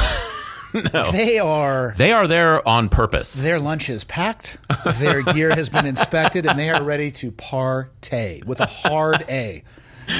Yeah, I that altitude will it'll put hurting on you pretty quick. For sure. So how did you navigate the civilian world? Talk me through your journey, the jobs that you held, medical sales. How did you find this as your starting place? Oh my gosh, man, I was so dumb. Like, I probably could. I remember saying to guys in like 2002 when we were in Bagram, I'm like, oh, dude, I'm going to eventually get out and I'm going to do medical sales. And they were like, why? Do you have like a biology background? I'm like, no, they just make buttloads of money. Which I think is actually true. Yeah. So that's what I got into. I worked for a cancer diagnostics laboratory, and it was really cool. Like the hard, cut your teeth in some really tough sales environments. It was, learning how to get people to send to your laboratory where there's no contractual obligations and anything. A lot of these physicians had their own laboratories. So it was like, I'm taking money out of your pocket and putting it into my pocket. So I did that for a number of years. Honestly, I kind of, about a year and a half into it, Kelly and I were just holding on by a thread. We basically were still cohabitating, but very barely being married, I would say. And we were kind of headed in different directions. And for me, I felt like I'm not made for this. I just got to go back to the war.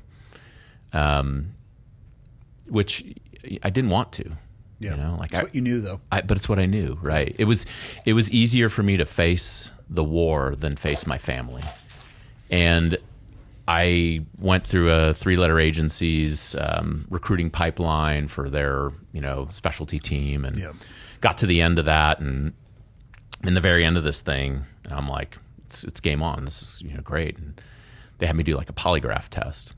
And the next day they call and say, you failed the polygraph. And I'm like, well, how do you fail a polygraph? It's the lie detector, right? I didn't lie on anything. They said, yeah, well, you failed. And I said, oh, okay. Is there like an appeal? And at this time, like somebody like me who had spent 10 years in, the JSOC environment, I was a very appealing candidate to them. I was like, okay, well, do we just appeal this and try again? They're like, nope, you're done. See, here's what's interesting. Lie detectors are not admissible in court because it doesn't detect whether or not you lie. It detects whether or not you have a physiological response to a question being asked to you. Right. It can give you trends, but there's a reason why it's not admissible in court. So I looked at that and I was like, okay, well, I'm screwed, right? And the next, I think maybe a couple days later, Andy, my company is like, hey, I was in Georgia at the time. My territory is Alabama. It was an expansion territory. So what this company did is they were kind of early adopters at finding military talent, mostly junior military officers. I think I was the only former NCO, and everybody else, was all junior military officers, throwing them at these expansion territories and see if they stuck, because obviously we've got a lot of, perseverance, grit, determination, all those things, right? And they could trust us. And so they call me up and they say, hey, man, look, the territory you're in, it's not viable. And I'm like, yes, I know. We all knew that like 3 months in. And they're like, how would you like to take the Colorado territory? How would you like to move to Colorado? And I said, that sounds awesome. Let me consult with my wife. So I called Kelly on the phone. I said, do you want to move to Colorado? She said, yes. I said, do you want to move to Colorado with me? She said, yes. I said, okay, let's do it. So I got out there, and there was some things that were holding me back in being successful. I had such a over identification to being Ranger. Blayne and I call it identity asymmetry. So much of my identity was bound up in what I did, not who I was. Super common. Absolutely, and I just couldn't see my way out of it, and then because of that, my performance could have been better. And when I got on the ground in Denver and took this Colorado territory, I remember having a conversation with myself and saying, like, you're going to give this 12 months, and you're going to stop screwing around, and you're going to do the do. You're going to make the hard calls. You're going to ask for the business, because sales is hard, really freaking hard. And I committed to it, and it turned out I crushed it. And one of the things that was really keeping me back is I was just kind of like, I had become not a sales professional, but a professional visitor. I was very good at getting past the gatekeepers and engaging with people and all that stuff. But if I'm being honest, I felt so isolated that it was just enough for me to feel liked by anybody, or to see somebody wanted me around, and I just didn't ask the tough question that might put that at risk. But my company expected me to go out there and close deals, right? And we had a great product, and it was beneficial for all parties involved, particularly the patient. And I believed that, and I had lost my mother-in-law to cancer just years prior. And so I got out there and, really kind of planted my feet and got to it. And the other thing that I really wanted was I wanted to be in leadership again. I didn't want to be out there alone, and I earned a team. I led a sales district and multi-state region. We went through a large consolidation and reorganization. Got to experience that from the inside. My my territory went from 9 specialty reps in cancer diagnostic in 5 states to 13 reps from 6 different diagnostic business lines in half of Colorado. And so that's one of the experiences that, I get to at least relate to other leaders that are going through that stuff right now, because it's pretty common with all the consolidation and acquisitions and everything. So did that. And, we had been just struggling, right? And we got here, and I think Kelly and I both kind of felt like, okay, we'll see if we can't give this a rip. And I had been for a number of years, I would say, on a faith journey.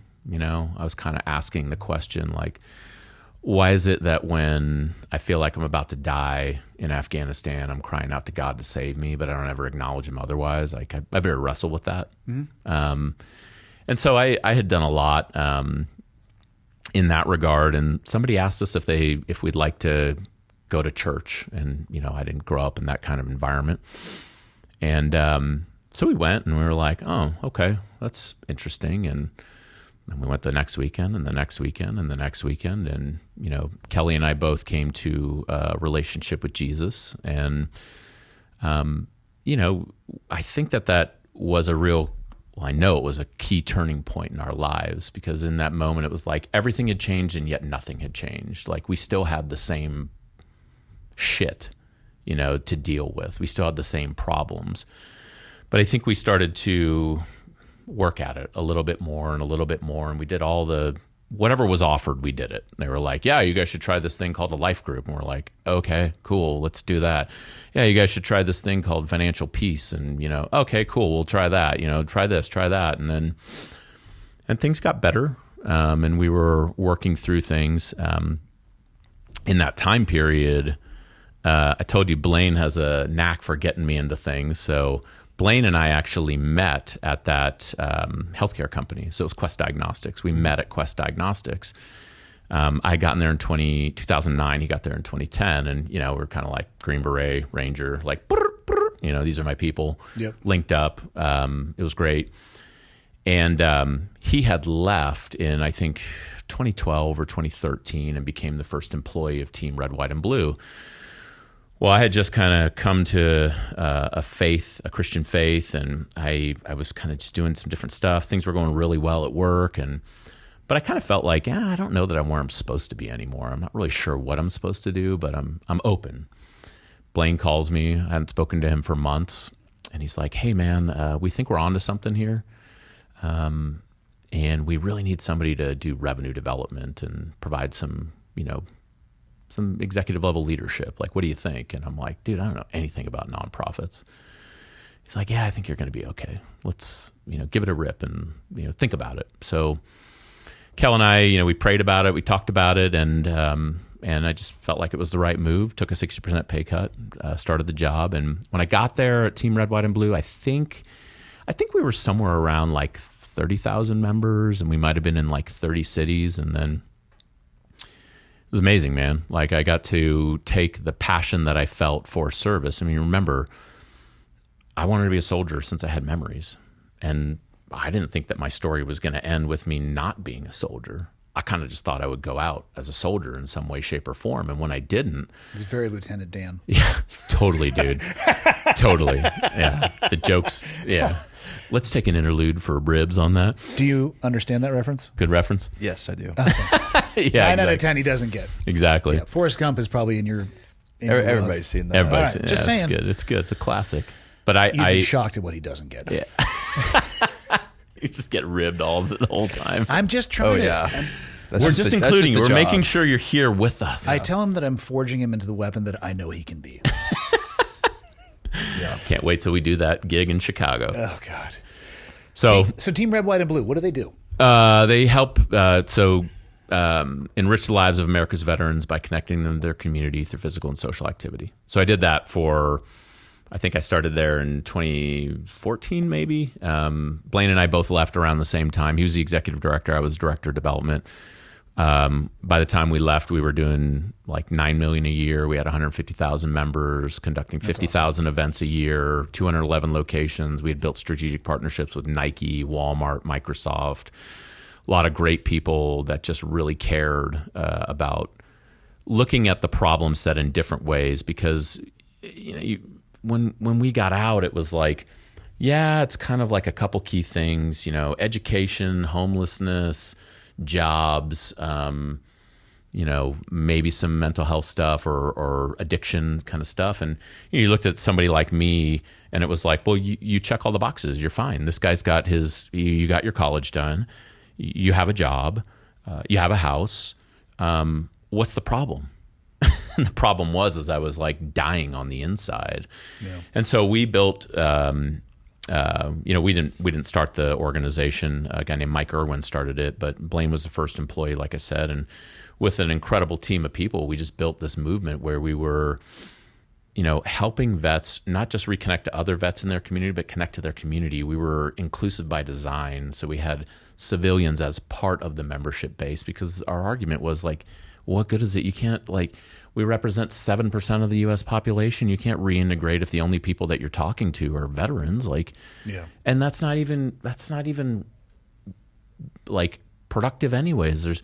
You don't have to be a veteran to care about a veteran. So why would we shut that off? And so did that for a while. And then by the end of that, I had been on the road for like 20 years, basically.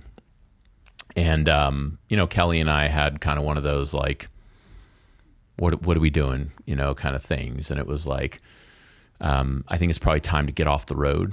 I think I was traveling. I mean, some years I traveled 90%. Some years I traveled 50%. I mean, it was terrible, right?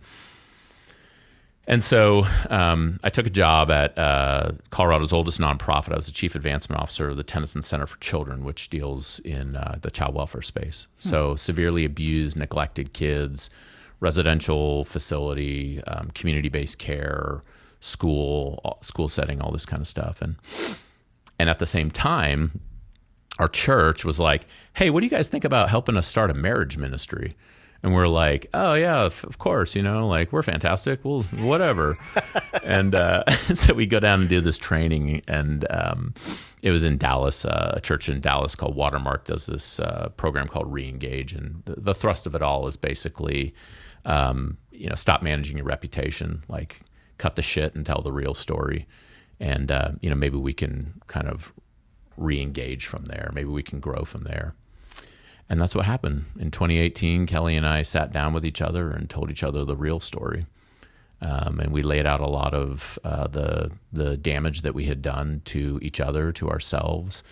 And, we asked each other for forgiveness, and we granted forgiveness, and we started over. And in 2018, December 22nd, 2018, which was supposed to have been our original wedding date, we got remarried in the church that we came to Christianity in, and that's where we're at, man. So now here we are, and You're still working for the Tennyson Center? No, I left Tennyson actually in at the end of 2019.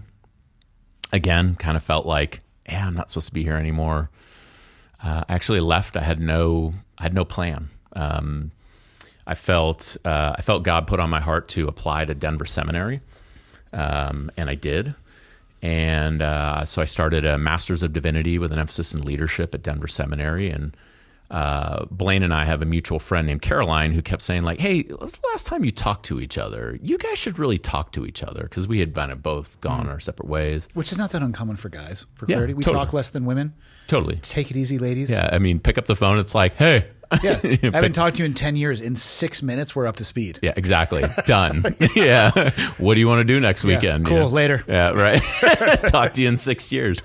So we reconnected, and one phone calls turned into video calls, turned into I flew out to Tampa, and Blayne and I had this kind of thought, and he at the time was doing a little bit of consulting work. So after he had done Team Red, White, and Blue, he was the president of GoRuck.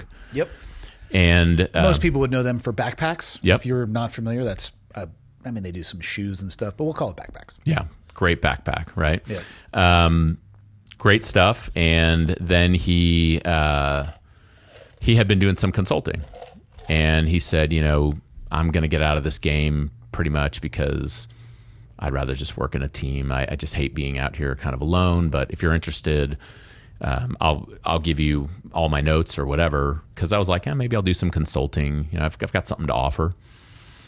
And then and he said, like, I would consider maybe sticking in it if there was somebody to, if you wanted to maybe talk about doing a partnership. And so in January of 2020, I flew out to Tampa, and we sat down for 3 days and did like a full up, scoped everything out, business conversation. And at the end of it, we said, like, we have to try this. Like, we've got to try. The key for us was, I think that we have been given through our life experiences some wisdom in leadership. I haven't seen everything, but I've seen a lot of things. Mm-hmm. And I think that we could probably help some people by just coming alongside them and helping them go through what they're going through, and maybe offer some perspective, and maybe offer some tools and techniques to roll through that. And fortunately, our wives, Jenny Smith and Kelly, were like, yeah, you guys should try this. So we finally hung a shingle, whatever that means, online, opened our business, I think March 17th, 2020. We had 3 gigs on the books. And then the world shut down a couple of days later. And so we had an opportunity to take our own medicine. And, here we are now 5.5 years later. And what we do at Applied Leadership Partners is that we share hard-earned leadership wisdom. Oftentimes we help companies create a common leadership language, and then increase their effectiveness for the long haul by having that shared language, and then being able to actually function together, as opposed to asking 20 people, what does empowerment mean? Well, they'll give you 20 answers. If not 30. Yeah, this is what we mean when we say it, and here's a simple framework. There's no scripts in life. There's no scripts in leadership. We just believe in frameworks because of the way that we all came up. And the military leadership framework is interesting. I do a good amount of public speaking, and oftentimes they want me to talk about leadership. Yep. I have really changed how I discuss it, because the military leadership model is more likely to fail in the civilian world than it is to be successful. Oh. Specifically the SOF model. Say more. Well, you're never going to replicate the buy-in of the people that you are asked to lead in the SOF interesting world. Yeah. One of the key things about the SOF world is you have a high degree of homogeneity, right? Well, think about how many times you have to continuously volunteer. I had to join the Navy. I had to raise my hand in boot camp and say, yes, I want to go take a swim test. No flutter kicks yet, but they came soon. It's all fun and games until you're 2 hours into flutter kicks and ball bags hanging out of your DDT shorts. I know. But so boot camp to the screening test to then picking an A school that is open for buds, even though buds became an A school well past my time. Sure.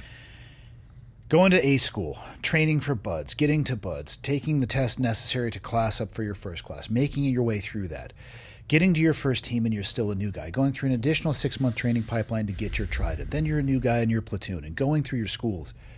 I would have crawled over hot coals, dipped in cyanide, rolled in spiky, fill-in-the-blank venomous poison if the guys that I worked with asked me to, because they were my absolute heroes. Yep. And You could use positive reinforcement. You could use negative reinforcement. You could treat me like an animal. And I was still so bought in on what it is that needed to be done, let alone being there, but the mission, that I realized that it actually masks really bad leadership. Because I don't know about you guys, when we were tasked with doing something, coming back and saying that we failed was unacceptable, because that's not what they ask special operations to do. Right. But I worked with the best leaders that I had ever been around and the worst leaders that I had ever been around, but the outcome didn't change. Yeah. So the question is, how is that possible?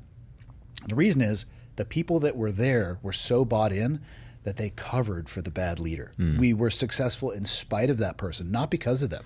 Yeah. And I own the coffee shop. You want to know what's hard? Figuring out 16 to 25-year-old young men and women.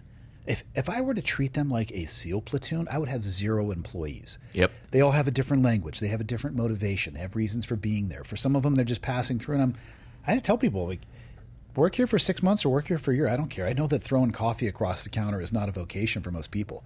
That is harder leadership than the SEAL teams, because everybody wants to be there. Oh, and by the way, you're also contractually obligated, and I can hammer you with punitive measures. I've seen so many organizations try to replicate a military leadership model, and it doesn't work. Yeah.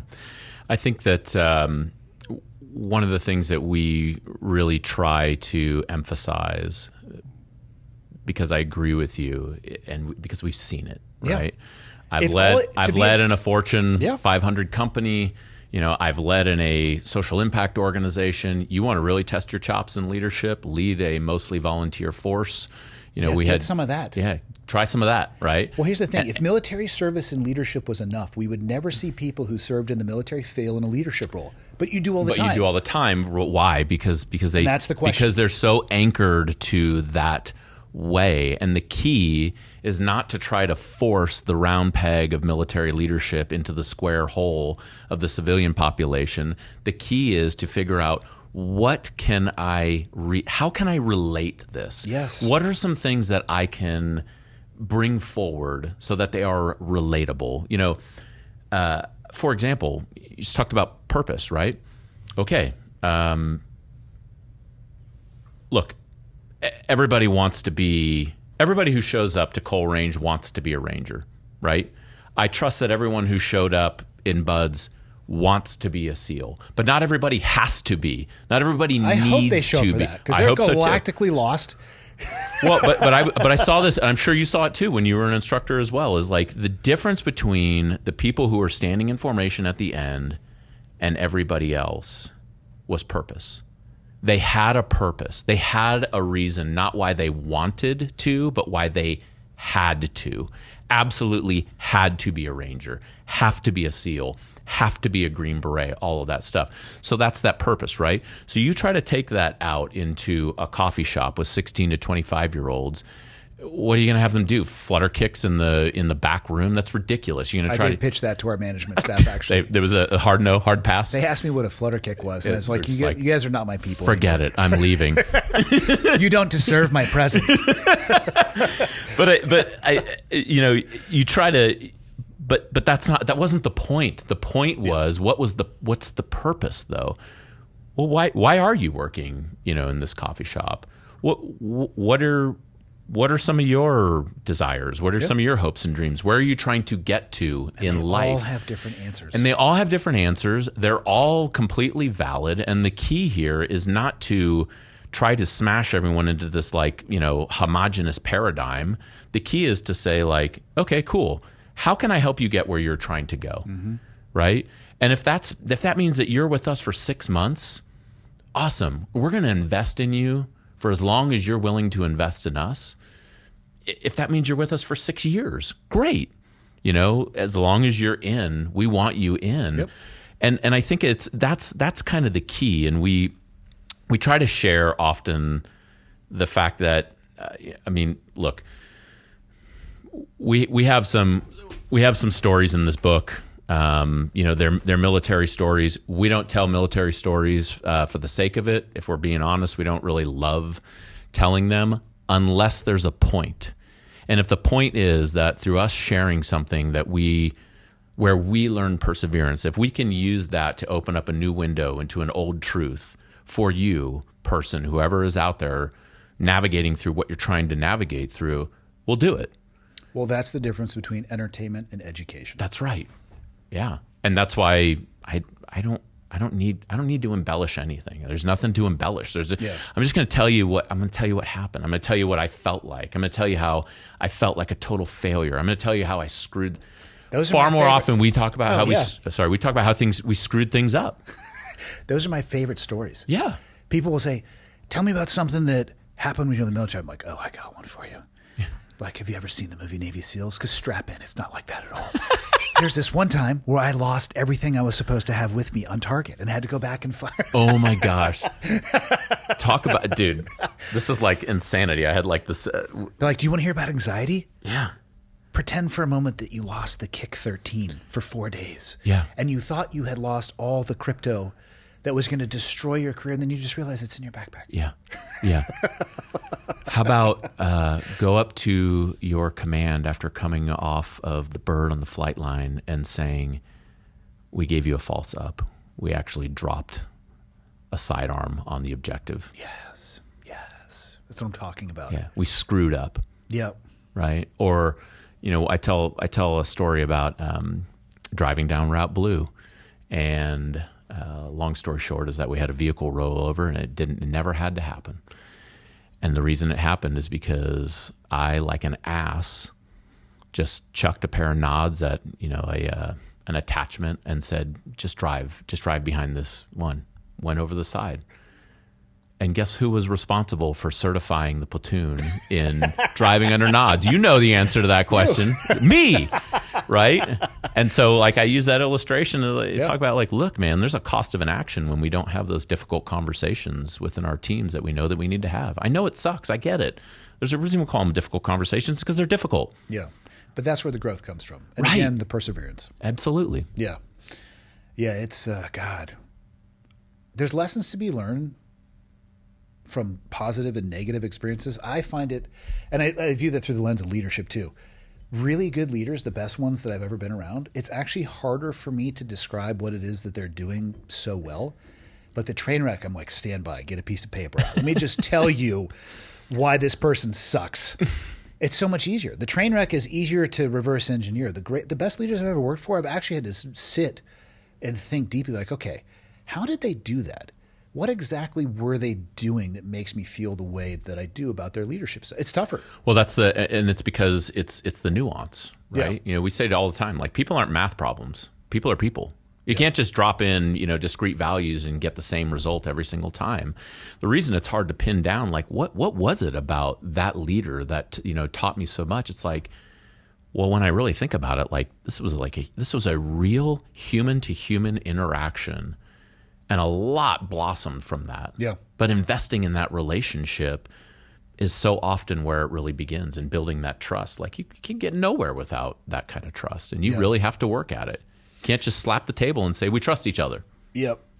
No, I talk about that a lot too, doing speaking events. I trust, God, my wife hit me with this one not too long ago. It's gained in drops, but lost in buckets. Yep. And that is so true. Absolutely. And I often will talk about it from a leadership equity position of, you get a choice when you're dealing with people. You want to make a micro deposit or a massive withdrawal, or a micro withdrawal, hopefully. You're going to make both. But the people who don't realize that they're doing that, they have no idea what the ledger says. Yeah. And if you hit bankrupt, I personally have never been able to put my trust back in somebody who I've legitimately lost it in, and I have tried. And I hate numbers like 0 and 100% because I don't think they're truly accurate. But to this day, I've never been able to put trust back in somebody that truly violated it. I hear that. I mean, I think I would say it has taken something miraculous. Yeah. In order for that to happen. But I'm with you. Like, it's very hard. Certainly not a 0 to 100 kind of thing, because once again, there's so much nuance, right? And that is part of why you can't ram like a soft leadership model into every equation, because, I mean, frankly, there's a lot of black and white in you're either doing this or you're not when you're in those kind of soft environments. Sure, the mission is, we operate in ambiguity, we deal with asymmetrical risk, all that kind of stuff. But when you exit and you take that uniform off, there's a whole lot of gray out there. I've had business leaders tell me, we are executing a special operations leadership model. And I'll say to them, how's that going for you? And they go like, not super great. You're like, right. I'm like, what's going on? Let me guess, you're telling people to do something and they're not doing it. And they're like, how did you know? You're like, hey. Just a good guess, buddy. Did you bug our meetings? So yeah, you're just being overly directive, focusing on negative reinforcement, telling people exactly what to do, and not really explaining, the overall mission, the why, or any of that. Yeah. So it's just like, yeah. You're like, well, yeah, that's okay. That's probably not going to work out. But the trust in like drops and buckets. Like the thing is also when you see it, you know it, right? Yep. And when you see like a team that really has trust, Blayne and I share oftentimes like you can see a team where people have trust. They really trust each other. They can get a lot of shit wrong and still find a way to win. Yeah. But conversely, the teams that lack trust, they can do all the moves right and still find a way to lose. I tell people, because again, most people's optic on the military is something off a screen. Sure. Right? They think that it is the rank device, the collar device that will get people to potentially do things that might take their life. And I'm like, I came from a rank-centric organization. Yeah. And I don't care what collar device you have. If it is somebody that I don't trust and they tell me to do something that I know that is an exceptionally high risk that might take my life, you're more likely to get the double birds. Or I'll be like, yes, sir, I'll go do that, and then just go do nothing. Yeah. It's trust in a disciplined leader that empowers people to step outside what they think is possible. It has nothing to do with rank or in the business world, your parking spot or your corner office or the acronyms on your business card. 100%. Like if you're leveraging those things and relying on those, you'll have success for a little bit. But boy. Yeah, that locus of power or authority runs dry real quick. Usually when you don't want it to. Usually when you don't want it to. Exactly. I mean, like people have that image. I think people who have not intimately experienced the military, they have that image that it's nearly robotic, right? Like, no, it's all, well, you were an E7, so you told the E6 and the E6 said Roger. And it's like, yeah, try to pull that shit off. Yeah. When you're on target, which by the way, you don't want your E5, your team lead. You want that person like switched on, head on a swivel, looking around and saying like, we need to move this way. We got to flow left, flow right, whatever. Yep.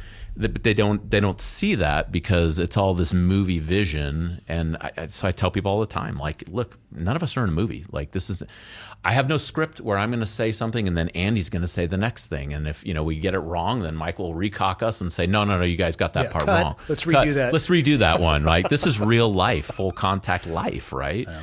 And far more, what I saw was that it was the, dare I say, love of your brother, love of your sister, that you were willing to say, I will run through hell with gasoline pants on for that person. It's a tough one to explain when a lot of people get uncomfortable if they're asked about, thank you for your service. And people will say to me, what are you supposed to say to that? I'm like, start with thank you. Yeah. Because a lot of people don't know what to say, but they are trying to say something. So just say thank you and also take a wrap off. Like it doesn't have to be this existential every comment. Thank you. But also, I wasn't thinking too much about my country when I was overseas. I was thinking about the people that I was there with. Yeah, I understand the greater purpose and the cascading and all those things. But at the end of the day, I was surrounded by people I cared incredibly deeply for. And that's where my thoughts were centered. Yeah. And we all have just as complex layers of reasoning as to why we served, right? Did I serve because I wanted to serve my country? Yes. Did I serve because I wanted to do bad things to bad people? Also, yes. Yeah, two things can be true. Did I serve because I wanted to feel like I was worth something? Also, yes. Point being is that I had intrinsic motivations as much as I had, these high, extrinsic motivators, or this idea, these altruistic reasons. I had reasons why.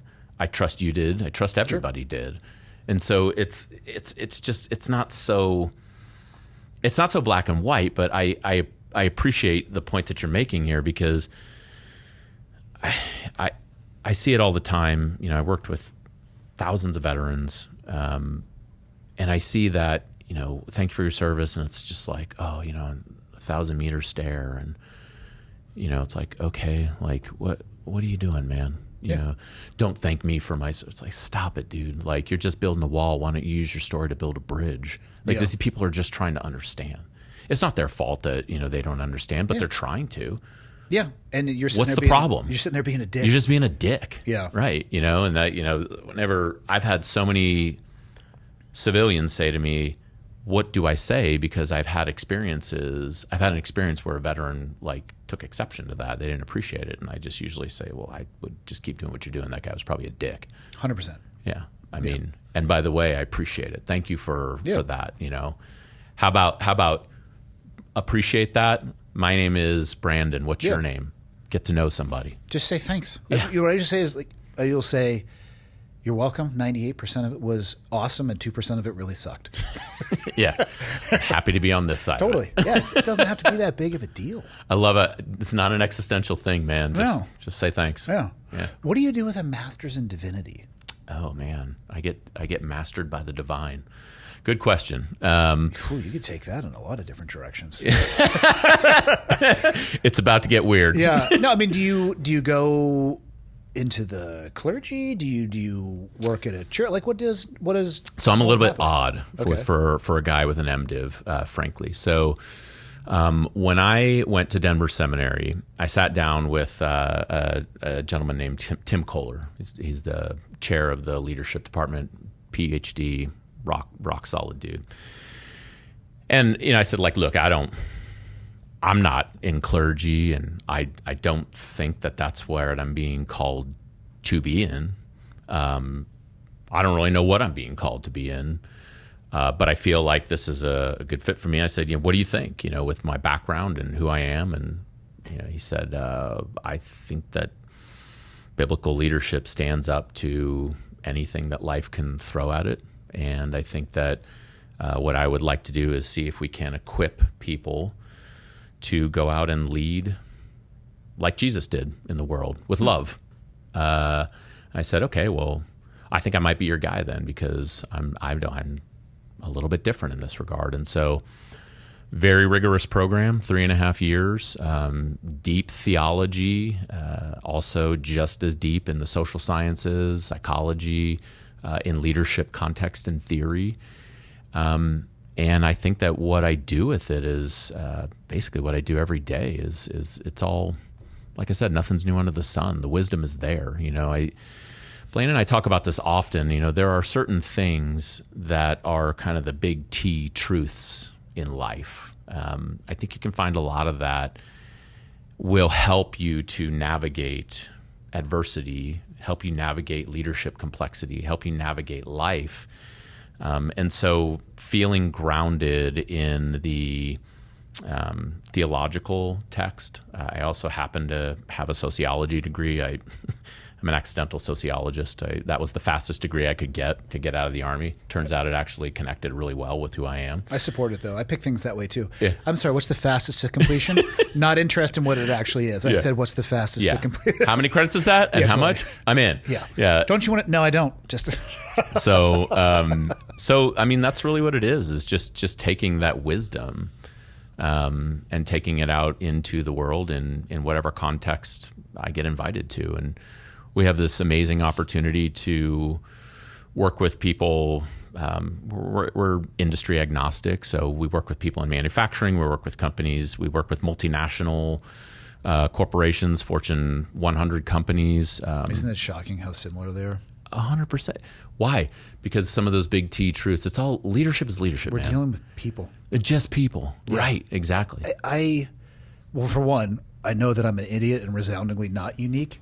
It shocks me how many people believe that they are the unique snowflake of the universe, or their business idea, or again, the problem that I'm having is unique to me, so I can't talk to anybody about it. I have to solve it. It's like, buddy, there's a boat full of people with a life jacket right behind you. You just need to see them and ask for help. And they actually want to help you. They're like waiting. They see you trying to swim and like, they want to give this to you. Don't do that. Oh, you did it. Yeah. You know, and that's the game, right? Is, you know, jumping in with people on those trails and saying like, yeah, okay, tell me what's going on. You know, some brand of growth, change, adversity is who we are best suited for typically. Tell us what's going on. Okay. Yep. You know, you've just merged with a near peer. You know, you guys are now trying to figure out how to put this whole thing together. Yeah. Okay. What are you experiencing right now? These kind of issues, like, yeah, that's normal. You're all normal. It's like, really? But it's the thing is like, those are the people, those hungry, humble leaders are the ones that are willing to say, hey, what is your perspective, Andy, on this?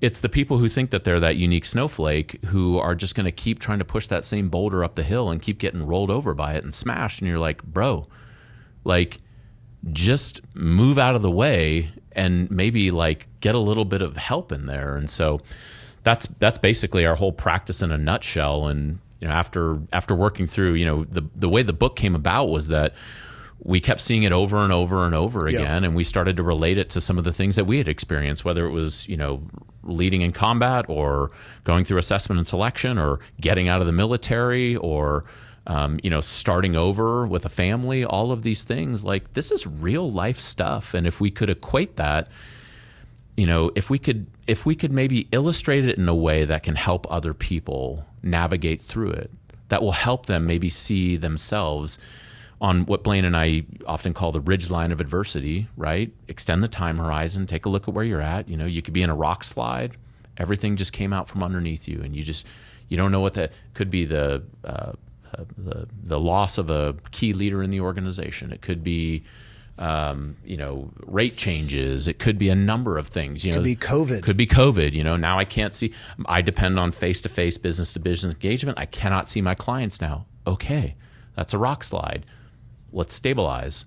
You know, what's one small thing that you can do? What's the next good decision that you can make at a time? And that is where some of those key principles that we learn in a soft environment can help, but be able to say like, okay, so you can't see your client face to face. Are they not allowed to let people into the hospital at this point in time? Yep. Nope. Not unless they're this. Like, okay. Can you maybe connect with them in a different methodology? Can you go, you know, telephone? Can you go text message? Can you go video call? Can you check in on them and see how they're doing, first of all, as human beings? Okay, you know, that's one small step that I can take in pursuit of what I'm trying to do, which is to provide them the service that we are uniquely positioned in the market to provide them. And then you have other positions. Like, look, sometimes you're in the valley. You know, the valley sucks. Right? Yeah. You know, like, think about any time you've been out there in land navigation, right? You know, you're stuck in that valley. Like, it's always overgrown. You've been in South Rainier. It's always nasty. You can't figure out which way is up, right? And look, you may like throw your rucksack on the ground, you know, beat the shit out of it, kick it with your boots and all that stuff. But eventually you got to re-shoulder it. You got to re-shoulder it. Yeah. Ain't nobody carrying that rucksack out of South Rainier, pal, but you. That's a true story. But it's like, it's stuff like that. And to be able to say like, okay, you know, let's collect ourselves. Is there something that do I need to reorient? Do I need to just get my wits about me? Do I need to say a couple things that need to be said, you know, have a 5-minute bitch session and then say, okay, everyone, got you. What's one thing that we can do right now? Sometimes you're on the climb where you just that's really where endurance comes in. You know where you're headed. Yeah. You know, you might have, you know, a couple of, you know, jagged turns here and there, but you kind of got to stick with it. And I think what happens oftentimes, and we share this with leaders, is like, one of the most frustrating things in these organizations is that you'll put a strategy, you'll put a mark on the wall, and then you'll change 3 months down the road just because you're not seeing the immediate results that you're expecting. It's like, you know, you got to let that mature a little bit. You got to let people, you got to make sure that we're actually running the play to see if this is it the strategy that's amiss? Is it, you know, we can't learn if we're not even sticking with it long enough to let the situation mature and to observe. And then sometimes you're on the hilltop, you know, great job. Crack a beer, take in the view, you hit the goal. But if you kick it on the hilltop for too long, you're going to get blown off the backside. And then guess what's on the other side of the hilltop? Downs. Downhill, which is way worse than uphill, but you're right back in the valley. Exactly, right? But I think life is that's life. But the people don't want life to be valleys. Well, look at social media. It's not valleys. It's hilltops. Of course. You can get yourself wrapped at why is this person having success and look at what's happening to them and none of this is happening to me. It's all bullshit. Yeah, it's the amplification of what we have been taught, which is to manage your reputation. Well, it's all curated as well. Absolutely. Filters and selective. And to me, the juice of life is in the valley. 100%. Yeah. That is where the gem, the light hidden in the darkness is you got to get into the valley and you got to actually go through it. We tell people this all the time. There are no life epiphanies in the valley. There's only exit doors. If you think that you're having, and we typically illustrate it as a draw, because the draw is actually a terrain feature. That's where two hilltops converge. It's where water comes down. The technical terrain feature for all of you who are listening, it's a draw, right? Any land nav course you do, you will get stuck in a draw. Oh, yes. It's designed to put you there, right? Yeah, the natural fall line is just easing you towards it. And I don't know how many times I have heard somebody say, yeah, you know what, I was out there and I just realized, you know what, I don't think this is for me. I don't think I really want to be a ranger. Okay. You know what every mountaintop has as well? A false summit. Every one of them. You will know your summit when you're standing on it. Yep. I was actually out. I was walking the Skyline Traverse, which is all the flat irons that kind of flank Boulder, Colorado. It's like 19 miles, 5 peaks, up and down, up and down. I was doing it with the group.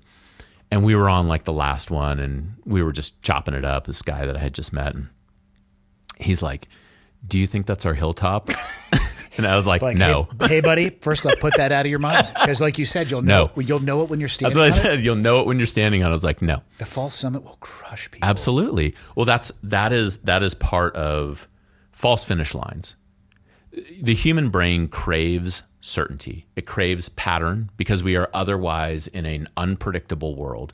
It craves those patterns, right? That's why, we'll drink the same kind of coffee drinks, we'll wear the same kind of clothing, we frequent the same kind of restaurants, all of that because we are injecting predictability, some degree of certainty in an otherwise uncertain world.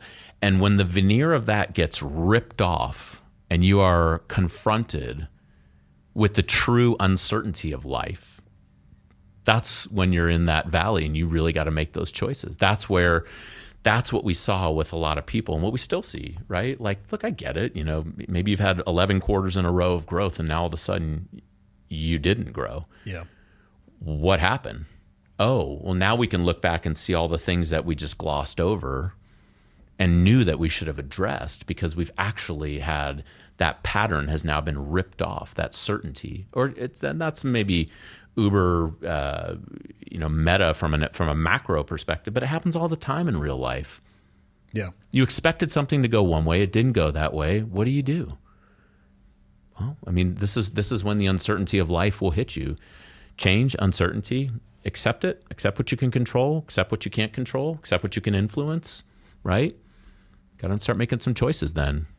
I agree, man. And then you grow. Where can people get the book? So it's we've been at it for a couple hours. I want to get you back to Missoula. Yeah, man. Wherever books are sold.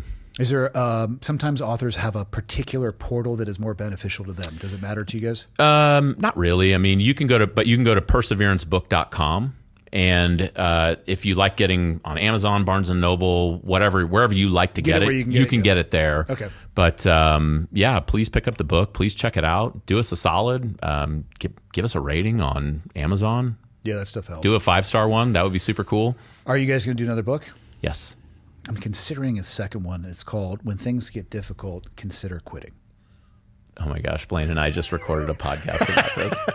Blayne and I just recorded this podcast. So we have a podcast. Or secondary title, Life's Hard, Maybe Give Up. We were just talking about this, and I was like, the question today from one of our friends out on the trail is, how do you know when it's time to give up?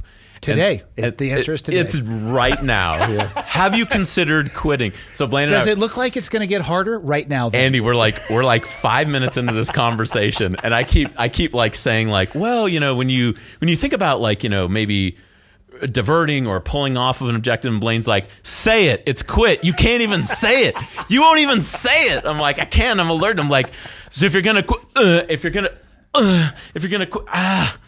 quit. Yep. But there are times. Yeah. Agreed. I mean, you really got to take a look at what you're doing. You know what? For me, I needed to quit acting like the world needed Sergeant First Class Young, the Ranger, because it didn't. Yeah. The world needed me, Brandon. My family needed me. Yep. Nobody needed that anymore. Tell you what, I left the Rangers, 16, 17, 18 years ago. They're doing just fine without me. Same. In fact, markedly better without me. The stuff they're doing, I look at these guys, I'm like, good Lord, man, these guys are freaking rock stars. They're evolutions and generations ahead beyond what I even thought was possible. Incredible, right?